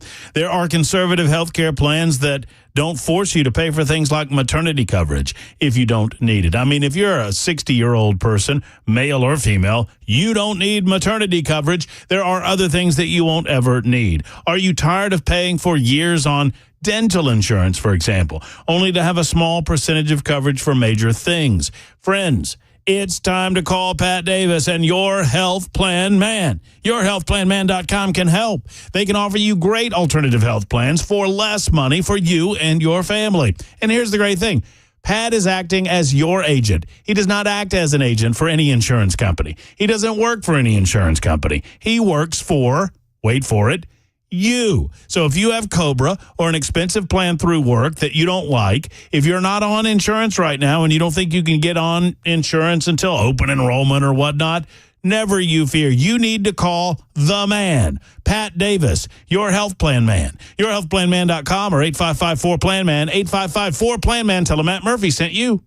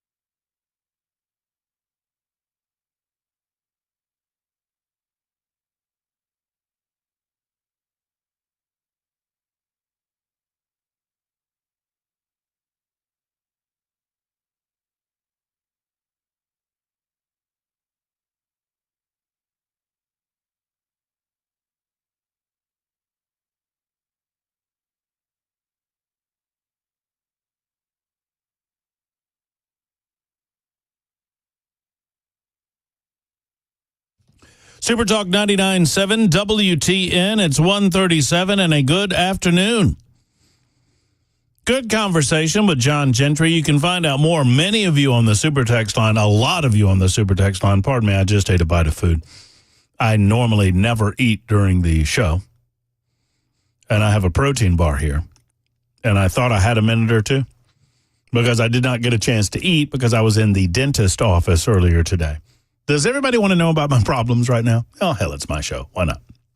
So I'm in the dentist office. I didn't get a chance to eat. And so I'm famished. I'm famished. And I'm sitting here. I had a bite of protein bar, and I was looking for a clip to play to Robbie Starbuck. And I got caught with my pants down. So that's my problem. But here's, you know what when I think about Robbie Starbuck, this is the clip I wanted to bring him in on. Because this is the way I feel about Starbucks last like 3 months. To turn it around, and we're going to start winning again. We're going to win so much. We're going to win at every level. We're going to win economically. We're going to win with the economy. We're going to win with military. We're going to win with healthcare and for our veterans. We're going to win with every single facet. We're going to win so much, you may even get tired of winning. And you'll say, please, please, it's too much winning. We can't take it anymore. Mr. President, it's too much. And I'll say, no, it isn't. We have to keep winning. We have to win more. We're going to win more. We're going to win so much.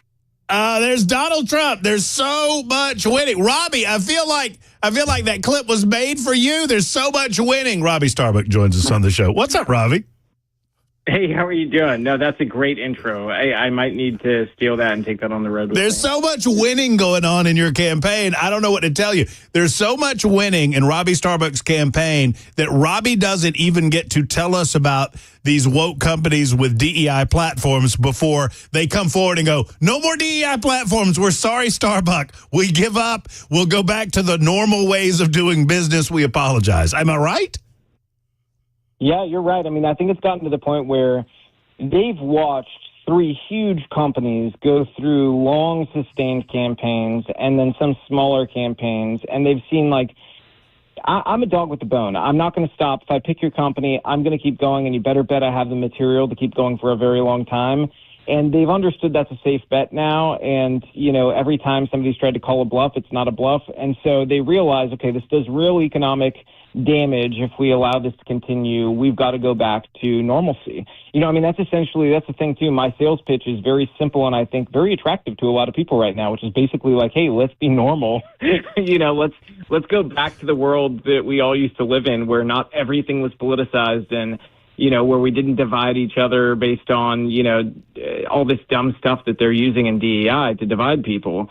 And, you know, the sales pitch, I think, is very attractive right now. And to be frank, you know, there's a lot of CEOs even that they're happy to have the excuse, you know, to get away from this stuff. So it's kind of ballooned into this crazy thing now where we have so much momentum. I mean, now we've shifted corporate policy on DEI and wokeness at Tractor Supply, John Deere, Harley Davidson, Polaris, Indian Motorcycle, Jack Daniels parent company, and Lowe's, Ford. And I just announced yesterday Coors, and there's others. And we're in conversations with multiple other corporations right now where we're sort of guiding, we'll say, them toward a successful way to turn things around. And, you know, I think we're not going to stop, because I love that you use that clip, because one of the ways I've explained why we've been able to achieve what we've been able to achieve, it's not because, like, I'm so incredible or something. It's that the people who are listening to the stuff I'm putting out there are so activated and making their voices heard, making phone calls, writing emails when we announce a new campaign, that companies, they're afraid of the consumer again. So it's essentially reawakened the reality that customer is king. Companies are coming to terms with the fact that BlackRock is not going to walk in their store and buy products. We are. And so they've got to answer to us, at least on some level. And this is where we make our stand. That, you know, we're not asking them to donate to Republican causes. We're asking them to just stay out of politics and divisive issues, period. Mm-hmm. And I think that is, you know, going to become the norm in corporate America. Whether we're talking Ford, Lowe's, Harley, John Deere, Tractor Supply, some of your other successes, and the most recent Coors, Molson, when did all of these DEI programs at these large corporations start? Was it in the aftermath of the summer of 2020, the dark summer of 2020, when so many riots were happening and Black Lives Matter came to prominence, and a lot of these companies seemed petrified of these organizations? They shouldn't have been, but they seemed it. Was that when some of this stuff started, Robbie, or was it before that? It was right around the time that Tim Walz and his wife were smelling burning rubber in Minneapolis. That was the period. That was the period where this really accelerated. So yeah, after George Floyd, this stuff went absolutely bonkers. And one of the ways I've explained how we got here so fast is that the ground was set well before then. And where was it set? In education. So at universities, they had just finished pumping out this generation of young people who were essentially trained activists, not trained professionals. Their profession was being an activist. So those people enter a lot of the HR, PR departments of major corporations, and these are young people I would describe as true believers who they believed that greater than their job at whatever this company was one thing: their need to evangelize their belief system, and their religion is wokeness. So they're evangelizing the way that, somebody who is an ardent believer would evangelize about their religion, but their religion is not Christianity, it's not Judaism, it's nothing like that. It's wokeness. And they brought that into the corporate world, and they tried to essentially, poison the entire body of the business. And I've sort of described DEI and wokeness as a cancer. And we're at the point where you need to remove the tumor, or, it's going to end very badly. And that's where we're at with this, because if we allow it to fester and become just the unchallenged norm of corporate America, what's going to result is that we're going to have an environment for our kids and grandkids where dissent will not be tolerated, period. We already live in a time period of censorship, and we see it happening in all these different places. But what I'm talking about is something people in America haven't experienced, one where you literally cannot step out of line on one issue. You will do the will of the party. You will agree with whatever they say, and you will not speak out and say anything that could be, sort of deemed to be sideways of what they say is allowed. You see this in other countries. That's how you get there, is by forcing conformity in all different areas of life, especially at work. I know you talk all over the country about these matters, and I know you talk to a lot of different people, and we've had the opportunity to talk to you on many different occasions. I always feel like we need to catch those up who perhaps are new to this conversation and have you explain to them why inherently, and I think I know the answer to this, but Robbie, explain it to us again, why inherently these DEI policies are bad news, why they are so corrupting to an organization that you want to expose as having these policies. Yeah, the words themselves to some people sound very, kind of flowery and nice, diversity, because you could take that and twist it to diversity of thought, which is a good thing. Right. But in practice, diversity doesn't exist within these DEI programs. There's only one ideology and one sort of train of thought that's allowed, and it's one that lines up with far leftism. So I've done probably around 100 of these trainings so that I'm acutely familiar with what corporations are requiring, the largest corporations, of their employees. And these are essentially far left indoctrination trainings. So when you go to the resources section, which most of these trainings have, they've got books and podcasts and things along those lines they recommend to the employee to take a look at. It is exclusively left-wing thought leaders. So you're not gonna see anybody who is even center, really. You're going to see your Ibram Kendis, your Robin DiAngelos. Those are the people who are in every one of these programs as resources. And so you fundamentally, you've got to kind of appreciate the absurdity of the fact that a company in their training is recommending that their employees read something like Ibram Kendi. Ibram Kendi is a guy who wrote How to Be an Anti-Racist and a similar book meant for children called Anti-Racist Baby. And his premise is that you cannot be anti-racist unless you're anti-capitalist, which is, I think is extra absurd when a company is the one promoting the book. But beside the point, the entire training program that they do with these is nakedly partisan, and it's explicitly opposed to anybody who sort of steps out of line. And so the problem is, on top of that, you've got companies with large conservative employee bases like John Deere who made DEI a metric for your performance bonuses and ability to go up in the workplace, rise up the corporate ladder. So the more you engage with DEI, the better you do on this performance thing. And it is the only behavioral metric that they use for that purpose. So you must engage if you want to advance in any way, essentially. So if you do that, what does that look like? Well, then you've got the offshoots of DEI that come through the equity piece, which is something like the ERG groups. In most big companies today, you've got an LGBTQ plus, say that 10 times fast, ERG group. And those ERG groups require many different things of the company, like supporting pride events, where oftentimes you'll find adults simulating sex acts in front of children. Obviously, things the majority of customers would find inappropriate. And then you've got things like requiring those ally trainings or ally pledges. So at John Deere, for instance, they had an ally pledge where employees were asked to sign it, and it was viewable who signed it, who did not. So, you're put in this position where if you're fundamentally opposed to it for a religious reason or for whatever reason, to say you're allying with the trans agenda for, children, that you're essentially going to be marked as a pariah among certain circles at work. So all this is doing is achieving the goal of dividing us. And the more we're divided on race, sexual orientation, so on and so forth, the more people experience division throughout their entire life. And so my argument has been, let's go back to when things were more normal. And that was a time where we didn't politicize every single element of our lives. So how about we just let work be work again? People go to work, they do their job, provide a great thing, provide great service, and that's that. And I think we've found executives increasingly receptive to that message because they understand the ramifications of not being, sort of receptive to it. A couple of things in the 2 or 3 minutes that we have left. So you started, I think this effort started with Tractor Supply, if I'm not mistaken. Since then, we've had John Deere, Harley-Davidson, Lowe's, Ford, Molson Coors, the latest. I might be missing some. Has there been any company, and this shows the power of exposing this nonsense and the power of the people behind you, Robbie, and I include myself in that number, because I don't think you've had a miss yet. I don't think there's been a company that you've approached, that you've exposed, that said, hey, you go pound sand, Starbucks, we're going to do things our way. Have you? No, we have 100% strike rate, 100%, no exceptions, and I don't believe there will be exceptions. Because of the power of the people, right?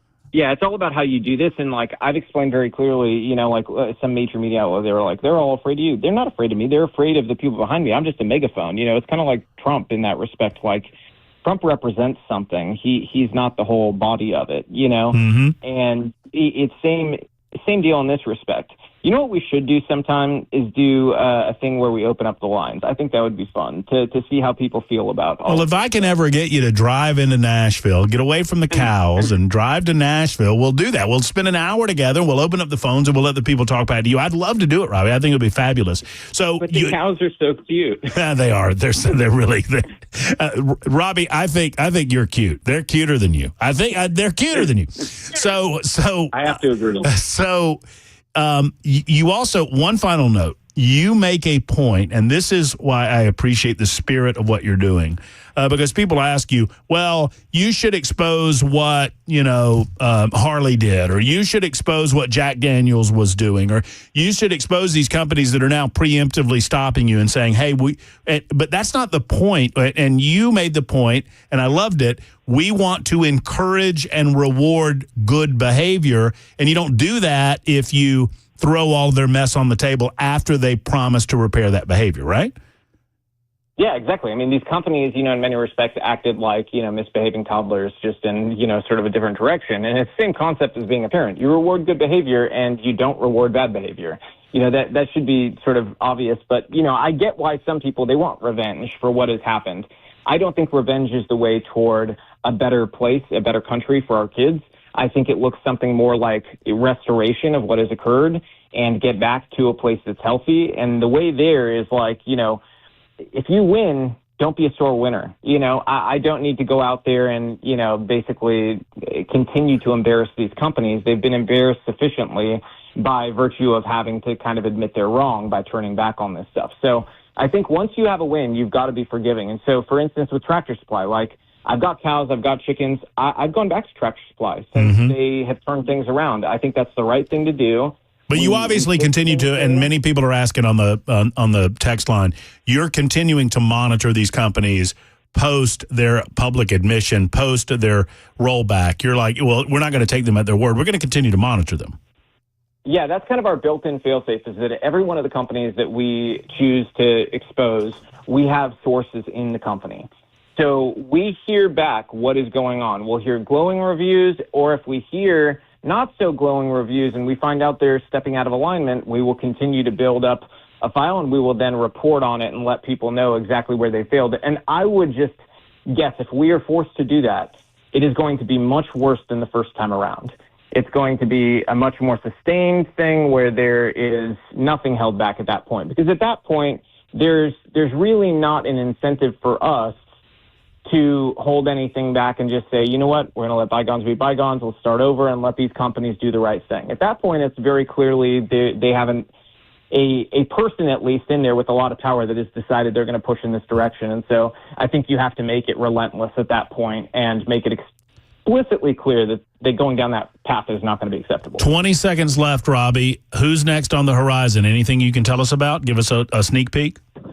I can tell you that when I get off the phone with you guys, I'm getting on the phone with the CEO of a major company worth market cap well over $50 billion to discuss how certain things are going to change. And so there are more companies coming. They will continue to come.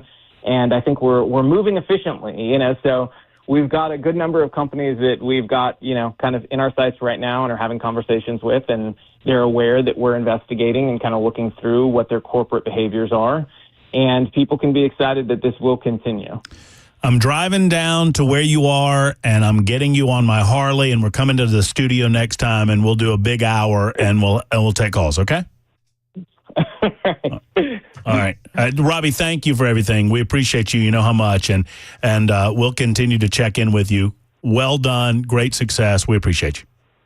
Thank you. Appreciate you guys, too. All right, take care. There's Robbie Starbuck joining us for a few minutes. I'm going to pick him up on my Harley. I'll grab one of the cows, put him in the sidecar, and off we go. It's 45 after 54. Holy you don't moly. have a sidecar. Well, I'll get one for the cow. Have you seen his cows? Man, they're those Hereford that, I couldn't eat one of those cows. And I love cow, but I couldn't eat one of those cows. They're too cute. Too cute. Speaking of cute, Ken Weaver's got the news coming up in just a moment. It's 54 after the hour on Super Talk.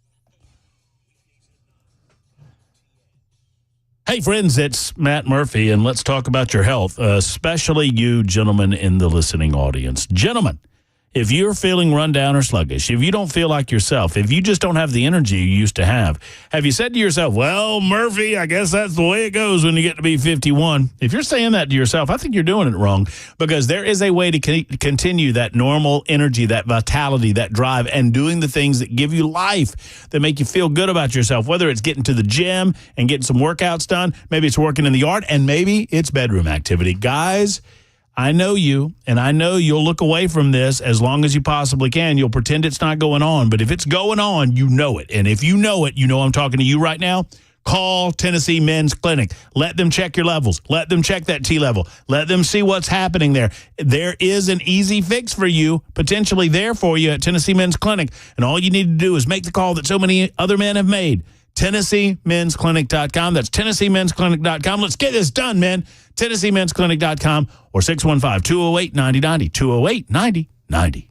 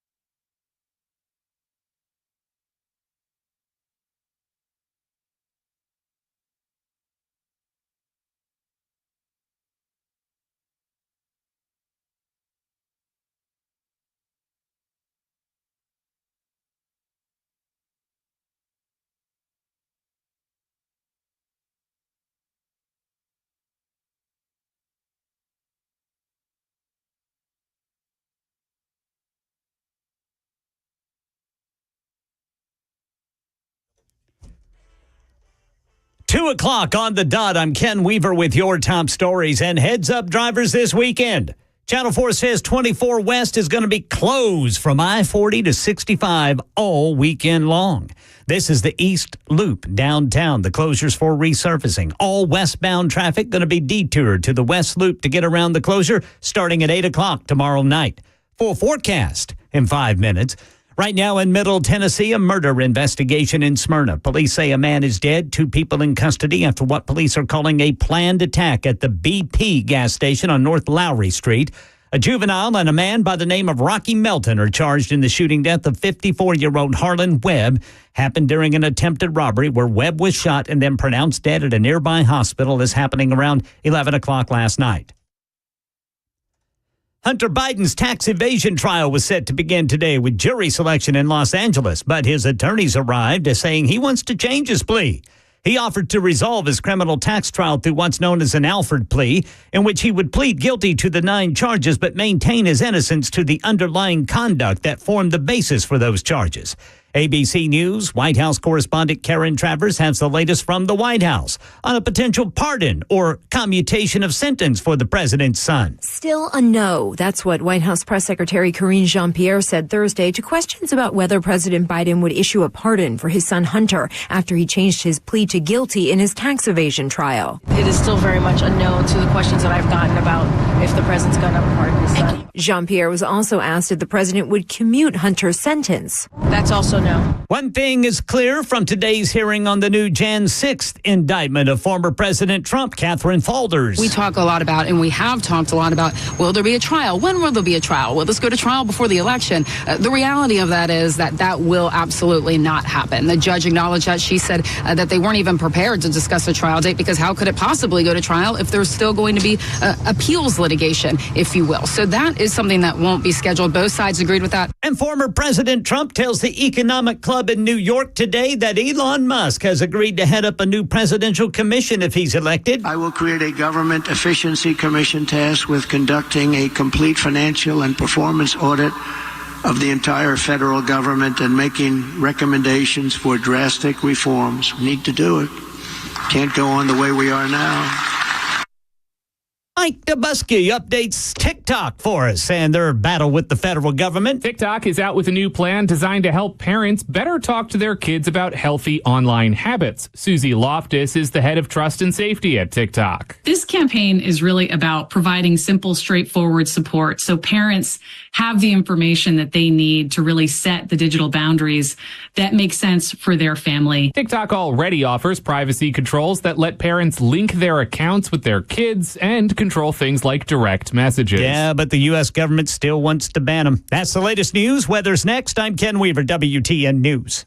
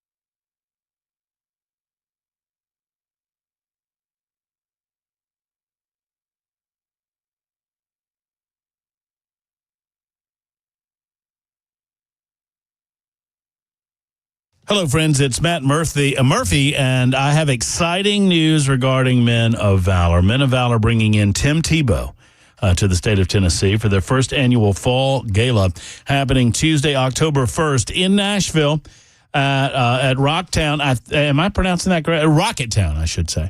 I think it's Rocketown.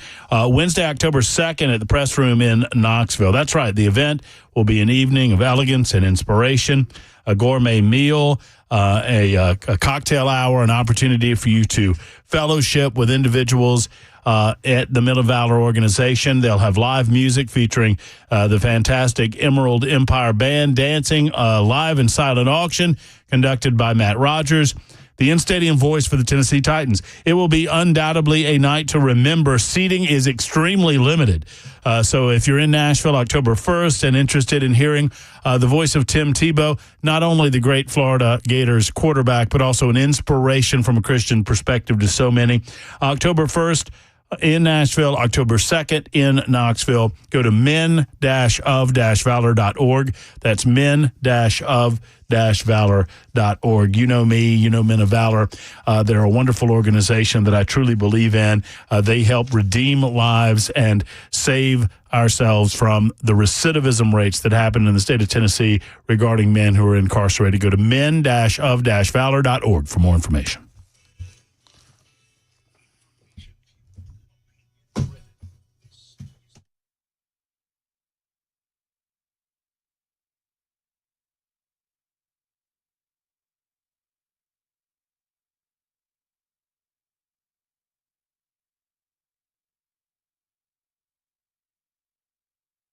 This morning before I went to the dentist, right? You know. Yeah. Super Talk 99.7 WTN, Matt Murphy, final hour starting right now, 2:09. Well, I say starting right now. It's been ongoing since high noon when we got cranked up. Ken Weaver in the newsroom. Bell K behind the glass, making sure that everything that comes out of our speakers sounds as good as humanly possible. And two experts in the topic that we are delving into next with regard to Winder, Georgia, and the very serious situation that happened at Appalachia High School. 4 individuals dead, 2 teachers, 2 students, an assailant, a 14-year-old gunman in custody. To speak to this, we invited and received a check mark on that invitation, Brink Fiddler and Tracy Mendenhall to the program, and they join us in studio. They, of course, from Defend Systems, and it's always a pleasure to talk with them. I'm saddened at the circumstances involved, yet it is good to have you in studio. Hello, Brink. Hello, Tracy. Hey, Matt.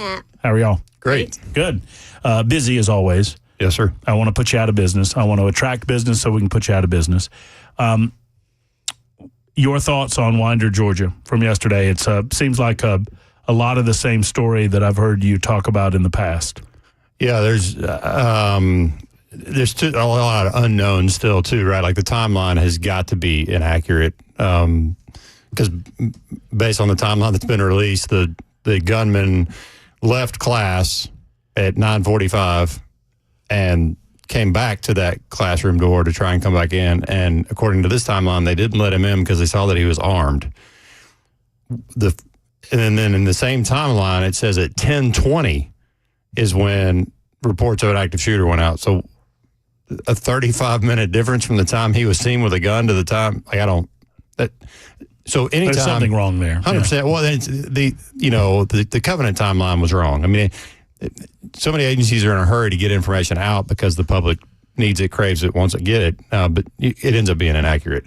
That's what I caution people all the time. I mean, 100%. we live in 2024. We live in an incredible world where information that used to take days or certainly hours now is a nanosecond at our fingertips. But with that comes misinformation. It sometimes comes erroneously to us, and we just have to protect ourselves from that. Yeah, that same thing also said that both SROs and additional law enforcement arrived.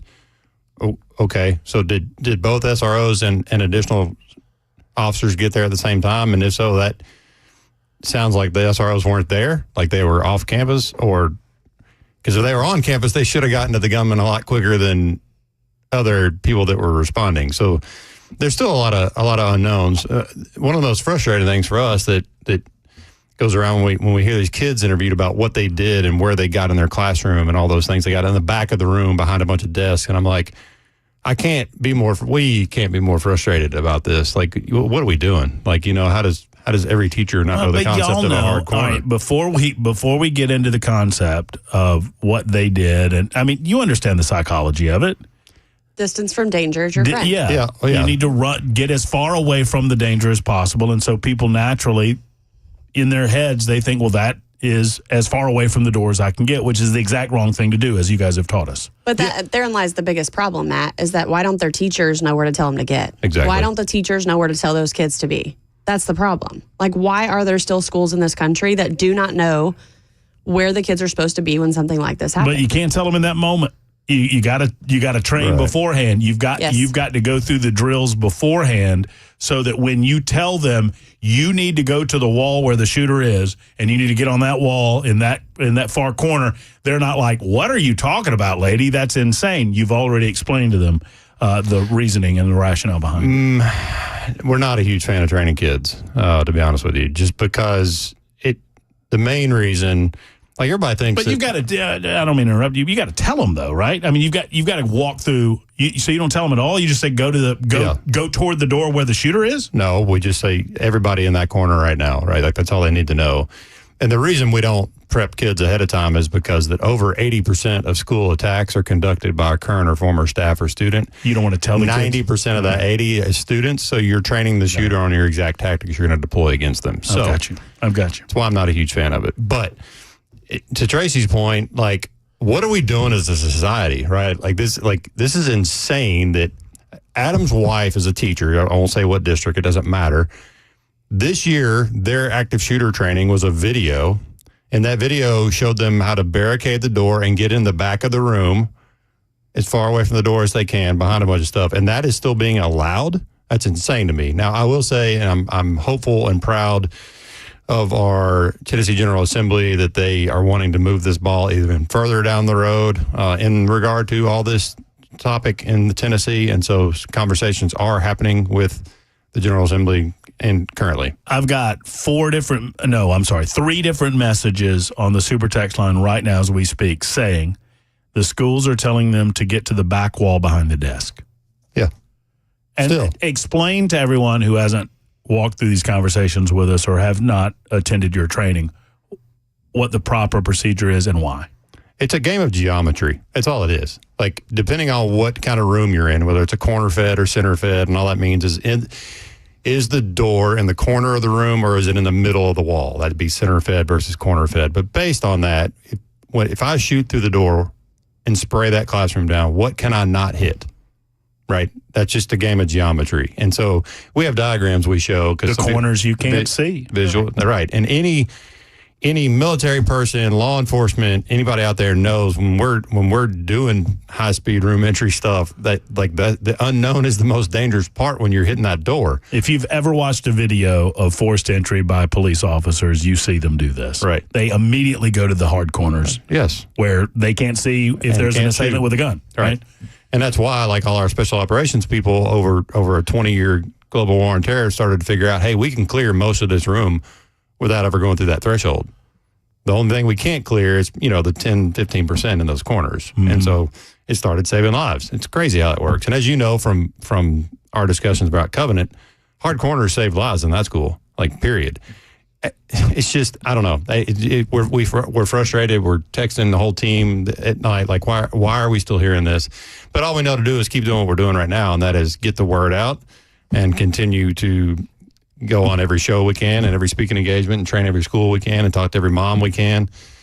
This stuff is not rocket science, but we owe it to every victim of these events to be better at this.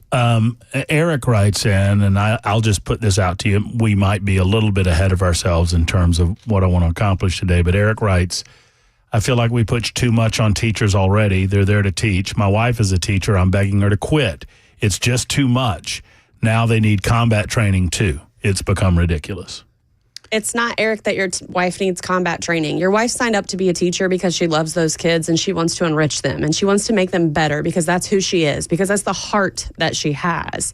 It is unfortunate, no doubt, that we live in a world where I pick up my 3-year-olds from freaking pre-K yesterday and I'm petrified and I'm scared and I'm sad for them.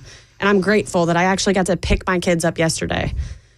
But if you talk to most of your teachers, they want the information. They want to know what to do. They want to continue to do that job and to enrich those kids and to love them because they love them as much as their own children. They want this information so that they feel empowered to know what to do if, God forbid, this happens. They want the information. Yeah, they do. Amen. So speaking of information, what do we know so far about, you mentioned, some of the misinformation that's going on out there and some of the timelines not jiving. What do you feel comfortable that you know as to what happened yesterday? Well, I have more questions than answers, much like when I was here after the Trump thing. But that's what we do, right? We do research and analysis. So obviously it was an AR style weapon system. So I want to know, how did that get in the building, right? It's not a small weapon to get into the building. How did that come to be? I don't know what the law in Georgia is, but we're working on trying to get the autopsy reports from the 4 that were killed because, as you know, a big part of what we believe in is medical pre-hospital trauma. What could we have done? One article Adam read said that some students pulled one of the teachers in and applied pressure, but again, I don't know where the wound was. And you learn in our training, like how do we fix things if you're fixable? I mean, if you're fixable outside of a hospital in a ditch somewhere, Tracy can do that, and that's why we give that information to everybody we train. March. Well, yeah, you went through the 2-day, which is a lot more intense. But Matt can do it too. Yeah, 100%. Darn right he can. I mean, I can, but not as well as Tracy. Let's not get crazy, but I can. Yes. I would agree with that. But I want to know what the injuries were of the 4 people. I look at you with your March card. March card, that right is there. awesome. Yeah. Proud of you, buddy. People that don't know what we're talking about. On the Super Talk TV, there it is. Our 2-day medical class is the law enforcement version of tactical combat casualty care, and the acronym is MARCH, which is massive hemorrhage, airway, respirations and raking, CPR, cut close, head injuries, and then evacuation. So, and hypothermia. And Matt still got his March card from going through our 2-day medical class that he just whipped out live on there. That was pretty awesome. Love that. Yeah. So I want to know, were any of the 4 treatable? That's what I want to know. I don't know where they were shot. I mean, and then the 9 that look like they're going to make it, where, and how, where were they? It sounds like people did some things right. They had locks on the doors, I think. I mean, I believe the description that I heard was, and walk me through this and tell me if I'm wrong, but so the kid was in class, decided to leave class. Apparently that's a thing where you can just leave class. I don't know, but maybe he asked the teacher, maybe he didn't, whatever. Left class, came back to the same class with a gun. Right. Someone, student, teacher, otherwise, realized he had a gun and then wouldn't let him in. The door was locked. Correct.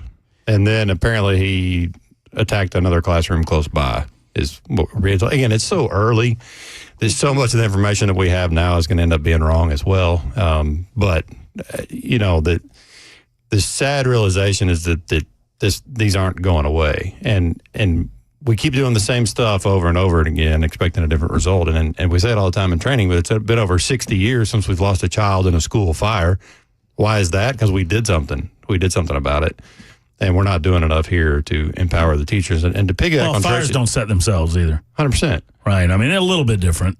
Yeah. Because these things are igniting. I mean, they're the minds of these kids. And that's a different subject, but right. A little bit different. But you're right. We attacked the problem where we could attack the problem. Right. And passed mandatory code and fire equipment inspections and all the things, right? And guess what? It worked. It's crazy how that works. But to piggyback on Tracy's point earlier about the teachers I think his name was Eric, what we find, to be honest, now it has to be delivered correctly. Like there's a lot of training out there that done in this space where the trainers don't understand their audience. And you can't talk to teachers like cops and soldiers. Like you just... You'll freak them out. 100%. Yes. So it has to be done a certain way. And we pride ourselves on the curriculum we built on being just enough, but not too much to traumatize teachers. We've taught over 200 schools across the country to date. And people know this about me. When I talk about you guys and when I do the ads... Yeah. When I say that you tailor things specific to the facility and what the management's looking for and the team, it is true because I've watched it. I've seen it. Because you understand the audience that you're talking to and understand how far you need to go in order to impact them with the information they need to receive. Right. And then it shocks school administrators a lot of times. Like they think, and I hear this a lot, like, I just can't put this in front of my teachers. This is just too much. This is just too heavy. And because they don't know our program, right? The topic is heavy. It's terrible. It's dark. It's sad. It's traumatizing. It's all those things. But done correctly, the biggest word we hear from teacher after teacher after teacher is how empowered they feel, because they do want this knowledge, because they have the heart of a teacher and they want to protect these kids. All right, we'll dissect what we know, what we don't know, what you can do, what not to do, coming up next with Brink and Tracy, Defend Systems, in studio with us. It's 2:22 on Super Talk 99.7 WTN.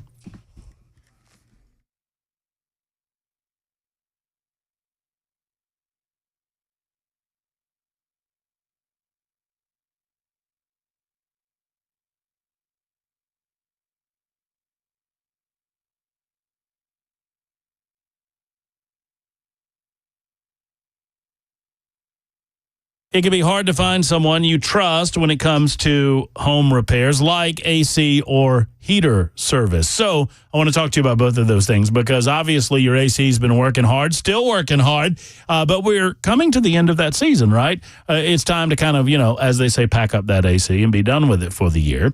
And if you feel like there's a problem that you can manage until the end of the year, maybe you feel like you're going to need to replace your AC at some point, perhaps you can get to the end of the season by calling Jeff Eddy and Efficient Heating and Cooling. Now let's talk about the heater side of things, because I tell you all the time, I just had my teeth cleaned today, right? We go to the dentist when there's nothing wrong to clean our teeth. Why? Because of preventative maintenance, because we want to make sure nothing goes wrong. Same goes with your heater. That's a very expensive item in your home. Let's go ahead and get it checked. Let's go ahead and make sure that everything's running as it should. Get on the schedule to have a maintenance call. You'll never pay over $125 no matter how many units you have in your home, on your property, on your residence, okay? So, and oftentimes you're paying a lot less than that with Jeff Eddy and Efficient Heating and Cooling. He does not charge overtime, no matter what time it might be when you call, keeping those invoices low. 615-784-4424, 784-4424, or efficienthvac.net. Give Jeff Eddy and Efficient Heating and Cooling a call today.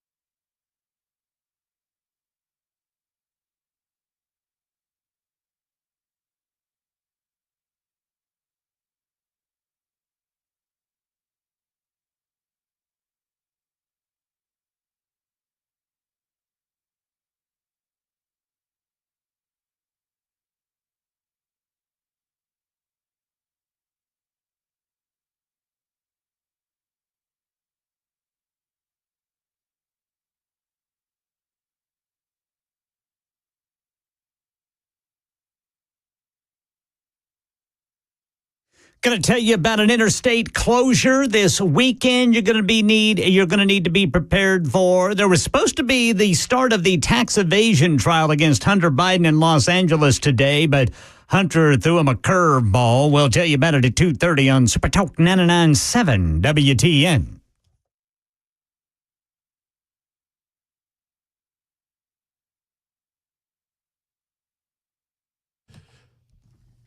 Super Talk 99.7 WTN, Matt Murphy and Brink Fiddler, Tracy Mendenhall of Defend Systems in with us.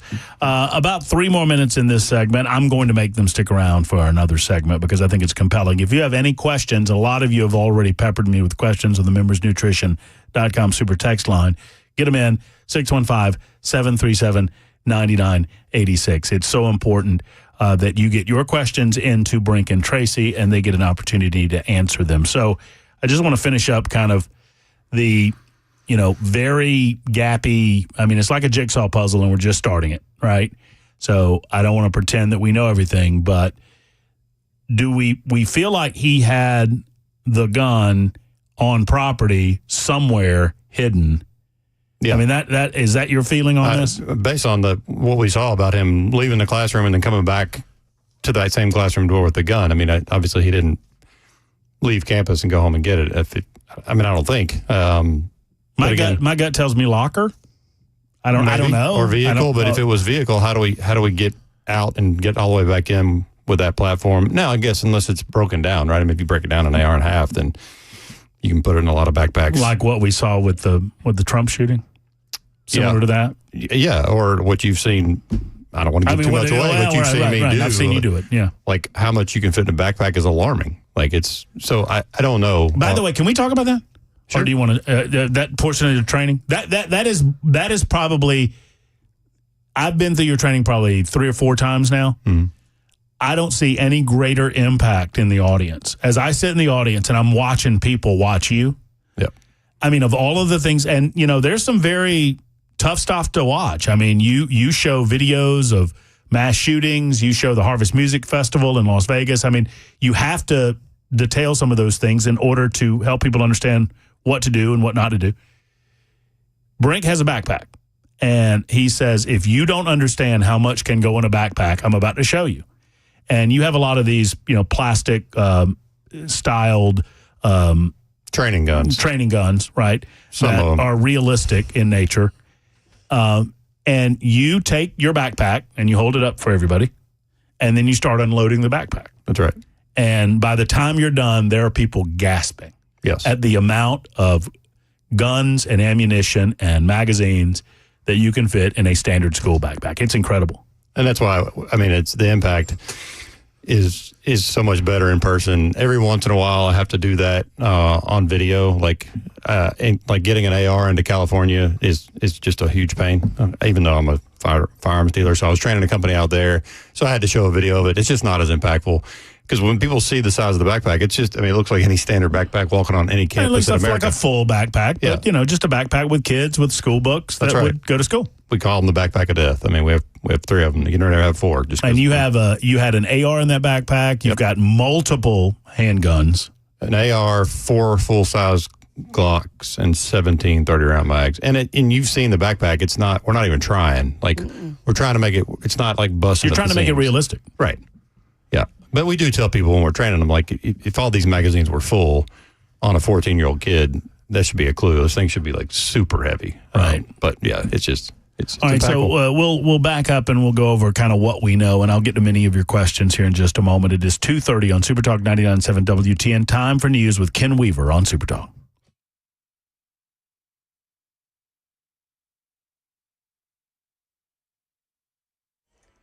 .2:30 on the dot. I'm Ken Weaver with your top stories. Be ready for the interstate closure this weekend. It's going to be all weekend long, 24 west from 40 up to 65. That's the east loop. You'll be diverted to the west loop starting tomorrow night at 8. Full forecast in 5 minutes. Today was supposed to be the start of the tax evasion trial against Hunter Biden in Los Angeles. Jurors showed up, but then in court, Biden's attorney said he wanted to change his not guilty plea.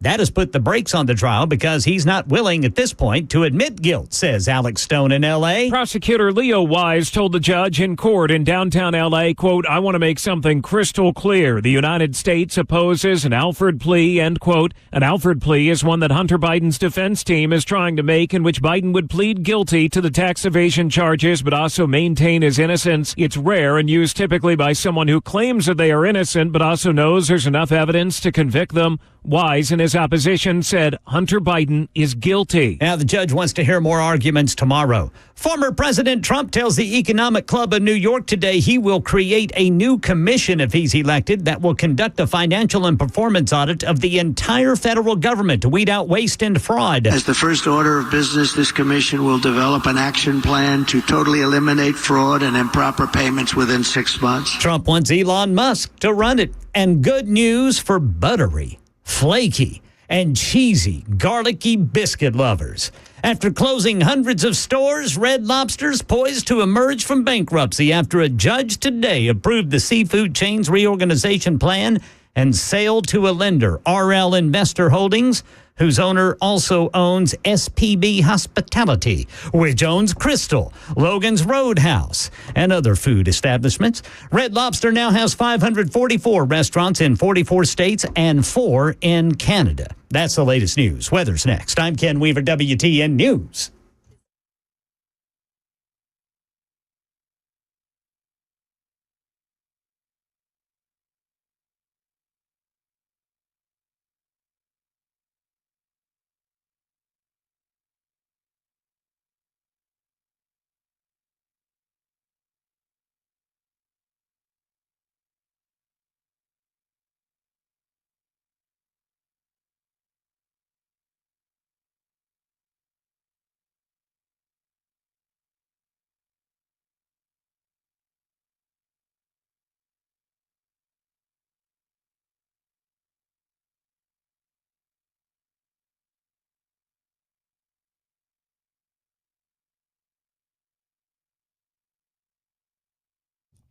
Hello, friends. Matt Murphy for the Dr. Gill Center for Back, Neck, and Chronic Pain Relief. Let me enjoy story time with Matt Murphy with you.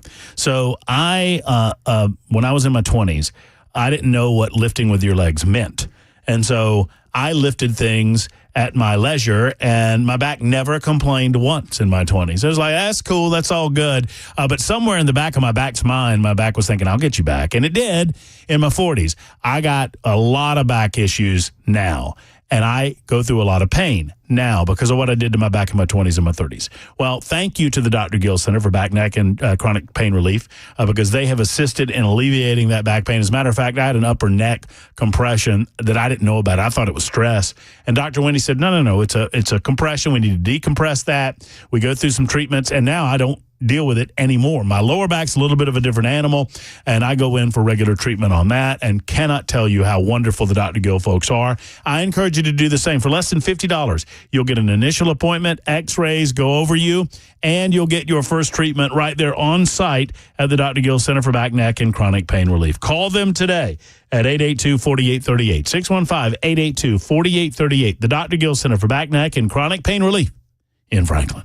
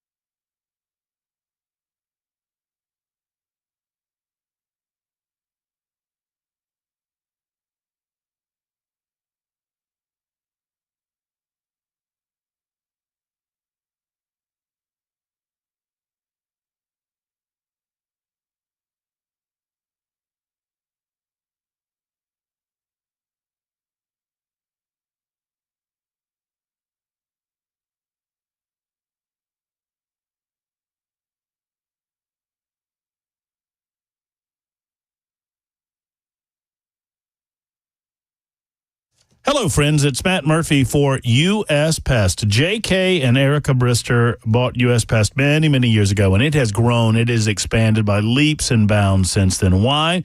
Because they're the best in the business. They love their country. They love America. They love the freedoms that we were founded on, and you should be free of pests in your home. It's all about freedom because pests are little communists. Roaches and spiders and creepy crawlies and stink bugs, they are communists. They don't pay a single dime for your property. They don't pay your property tax. They don't buy groceries. They just want to eat your food and enjoy your warmth and enjoy the AC and live off of you like communists. So you need to protect yourself from those communists by calling the American Pest Company, U.S. Pest, get them out to your house and deal with these things. I had them come out to my house. This is what I got when Jesse came out. It's a little pamphlet, a flyer. They give you a card, and they invite you to have a free home inspection from U.S. Pest. They're not going to pressure you. They're just going to tell you where you are, where you're at, and where you could be with regard to termite and full-service pest control. Free pest and termite inspection at uspest.com, uspest.com, or give them a call, 590-1260, 590-1260 for our friends at U.S. Pest.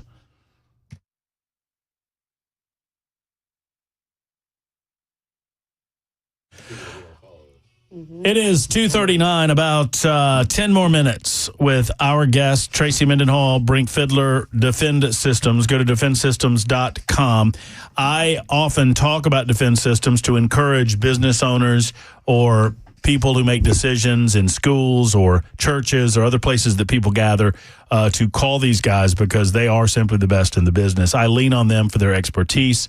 I lean on them for the knowledge that they present on a regular basis, and we invited them in, and they graciously agreed to that. Many questions from you.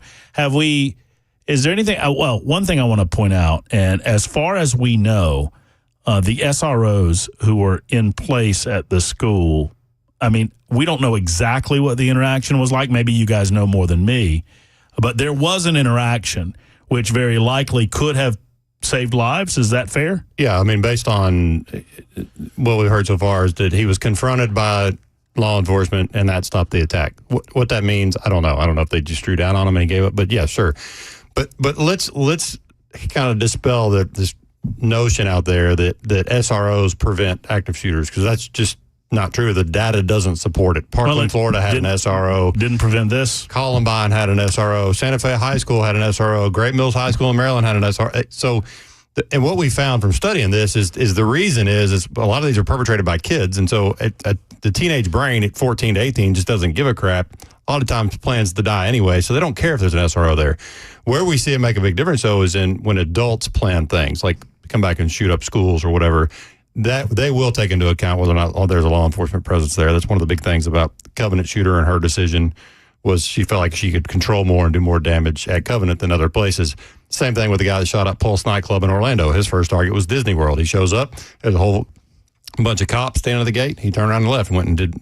So SROs are an awesome part of the solution. And yes, they can certainly mitigate the daylights out of damage. And we should have them in every single school in this country, no doubt. But they don't, quote unquote, prevent these things. There's a lot of talk out there. I'll put a guy with a gun in every school and they're not going to come over and shoot up the school. It's not true. Maybe, depends on who the threat's from. So sounds like SROs did an awesome job here. I have a lot of questions, as you can imagine. Before we get to the super text, I do want Tracy to read this. We were just talking off air about Eric and his wife being a teacher and his concerns, how that has to be delivered. And literally while this is happening, we got email from a head of school that we trained within the last 4 weeks. It's a testimonial. And I want Tracy to read it just to understand what we're trying to say about this and how it's delivered. And just very quickly. We recently had Defend Systems on campus to train our entire faculty. In the past, we've relied on our local law enforcement for similar training sessions, but those often left our faculty with more questions and a sense of fear. Given the seriousness of the topic, many of our staff felt apprehensive when they saw it on the calendar. However, our experience this time exceeded all expectations. For the first time, our faculty walked away from the training feeling empowered by what they had learned. Brink, Tracy, and Gloria did an outstanding job. They were not only informative and relatable, but also managed to make the training engaging and enjoyable. We look forward to working with them again in the future. That's great. Well, that's good. It's good It's stuff. it's what keeps us going, because what we do sucks. To be honest, it's terrible. Like it's emotional, draining, and it's, we're looking at all this stuff yesterday and trying to dissect all this information, trying to get the police radio traffic, and trying to get to the bottom of all these things. But it's horrible. We live in tragedy, and we had a talk one day as a team. We did not pick an easy job. Like this is. And everybody in law enforcement knows what I'm saying that's listening. Like, it's not an easy job. You're subjected to things that are terrible. Nobody calls the cops because they're having a good day. Well, nobody calls us because they're having a good day either, right? But things like that, like, are you kidding me? That's what drives us, is because the point of the training, I know since you've been through it, is, like, it's on you. How do you say? You're the true first responder. Yeah, we are the first responders. That's right. Yep. And it's funny you bring this up, and longtime listeners of the show might recognize this. One of the reasons, not only do I believe in the message, and not only do I believe that we should be reinforcing some of the things that you talk about on the regular, I'm not kidding. I love you guys so much. I invite you on when there's not a tragedy intentionally, because I want to see you. I don't just want to see you after people are dead. Same. You know what I mean? And we appreciate that, because we don't just, all the same things. All right, so let's see.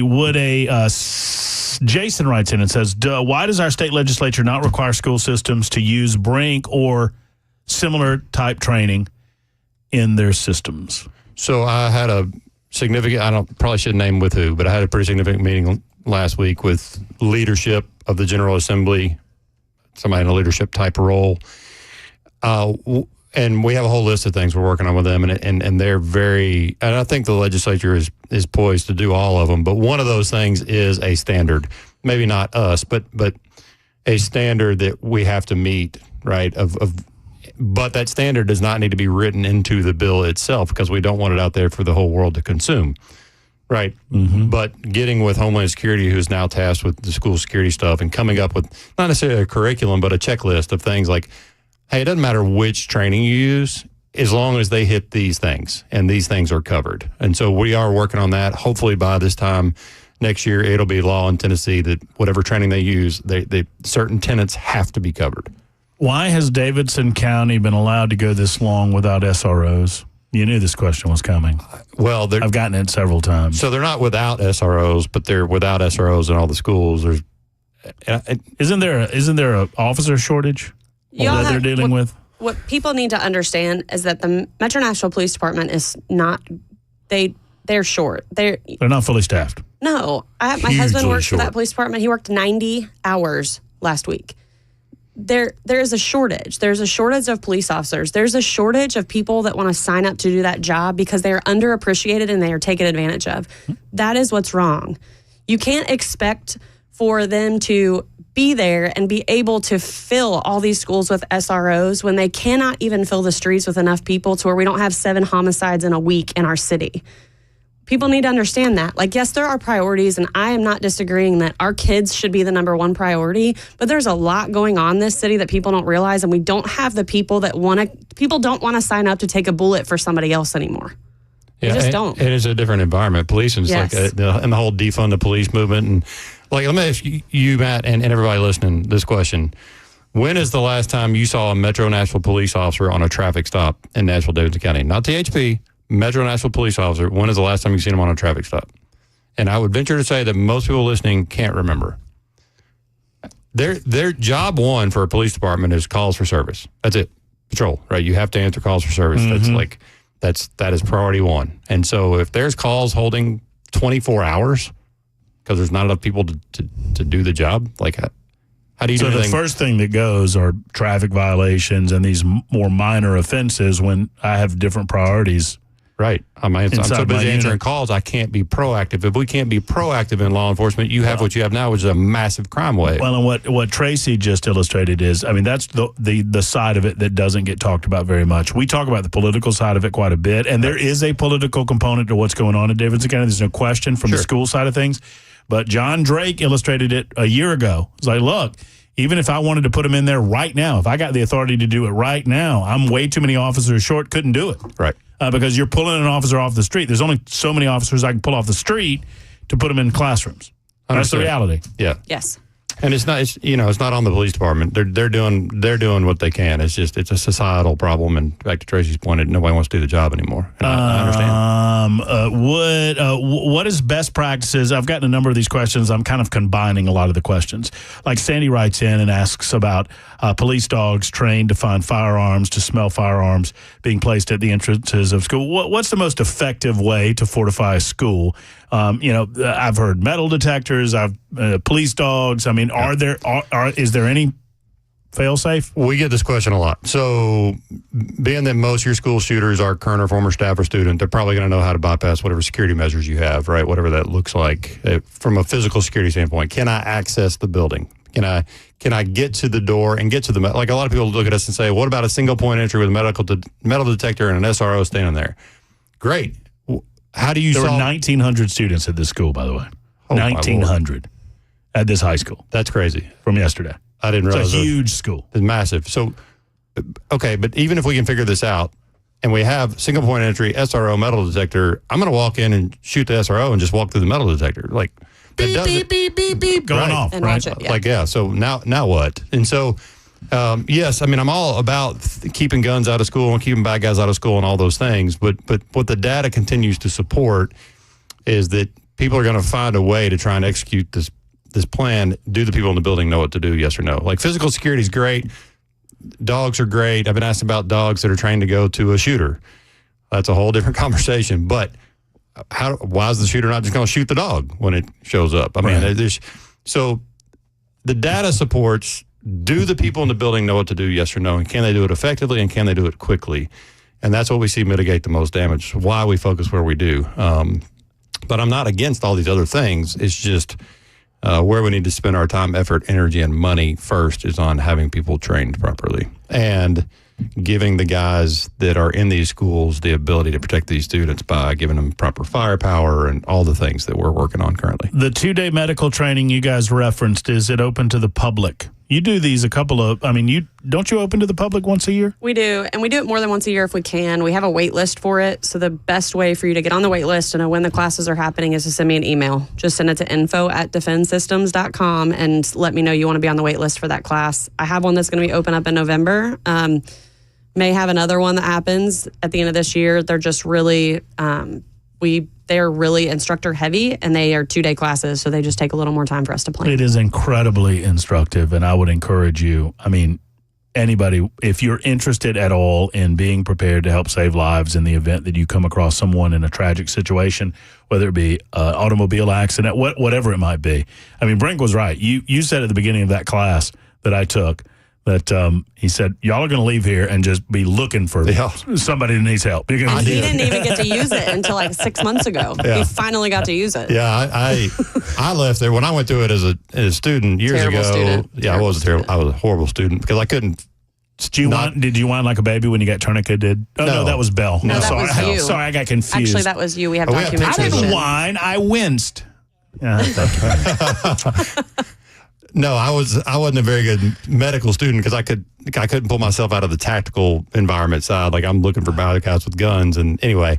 But I did leave there. Like, how about save some lives here, Brink? I left there looking for somebody bleeding in the parking lot though, because I wanted to use it so bad. So you're right, and I didn't get to use it till 8-9 months ago. A really bad crash down in Franklin, and I had to treat 2 people. I had to treat. Did you really? And I tell you, you brought up March earlier. And amidst all the chaos, the 20-something people there, nobody knowing what to do. We got a massive hemorrhage. I got one guy, got an airway problem, another one. I just grabbed my stuff out of the truck because I keep it with me, and all that ran through my head continually was March. And that drove every decision I made. And that's why training is so important. It plants that seed in your primitive brain. People think I'll never remember this. I'm telling you. You do. You will. DefenseSystems.com for anybody that has additional questions. They can find you guys, info@DefenseSystems.com. Yep. It's always informative. There's always a flood of conversation going on the MembersNutrition.com super text line. We can't get to everybody. Thank you for so much. Yeah, thanks for for everything having you do. There's Brink, there's Tracy. We'll be back in a moment to check in with Brian Wilson of The Drive next.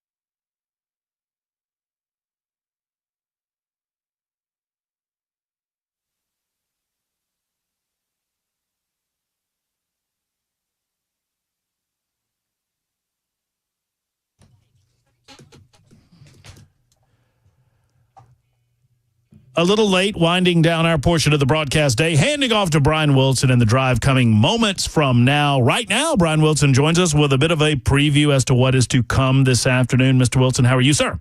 I'm doing very well. I have to admit, I feel so stupid.